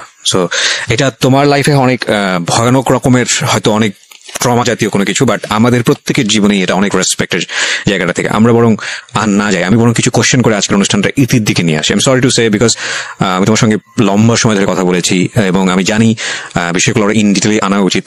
হয়তো অনেক শ্রোতাই আমার এই হঠাৎ করে থামিয়ে দেওয়ার বিষয়টা নিয়ে এসে অনেক বেশি মনক্ষুণ্ণ হবেন, কিন্তু আপনারা যতটুকু বোঝার বুঝে নেবেন। আমার মনে হয় যে এটা আসলে আর বেশি ইন ডিটেলে যাওয়ার দরকার নেই, বরং আমরা ওর সাহসের দিকগুলো আপনাদেরকে একটু দেখাই। সেটা হচ্ছে যে এক পর্যায়ে গিয়ে ফাইনালি তো আপনি সিদ্ধান্ত নিলেন যে না, আপনি আর এই বাসায় থাকবেন না। সেটা কত সালে? সেটা আমার ভাইয়া যখন আমাকে চলে যায়, তখন আমাকে বলে যায় যে তুমি পরীক্ষাটা শেষ করো, আমি এর মধ্যে সব ব্যবস্থা করব, তুমি পরীক্ষাটা শেষ করেই তুমি বের হয়ে যাবা। তোমাকে পরীক্ষাটা দাওতাম না এখান থেকে, তোমাকে এখনই নিয়ে যেতে পারতাম, কিন্তু তোমার অলরেডি পড়াশোনা 2 বছর গ্যাপ হয়েছে। তুমি যদি এখন আবার পরীক্ষাটা না দাও, তোমার দেখা যাবে আরো 2 বছর তোমার গ্যাপ যাবে। তো আমি চাই না যে তোমার লাইফ থেকে অনেক কিছু নষ্ট হয়েছে, তো আমি চাই না আরো 2 বছর তুমি নষ্ট করো।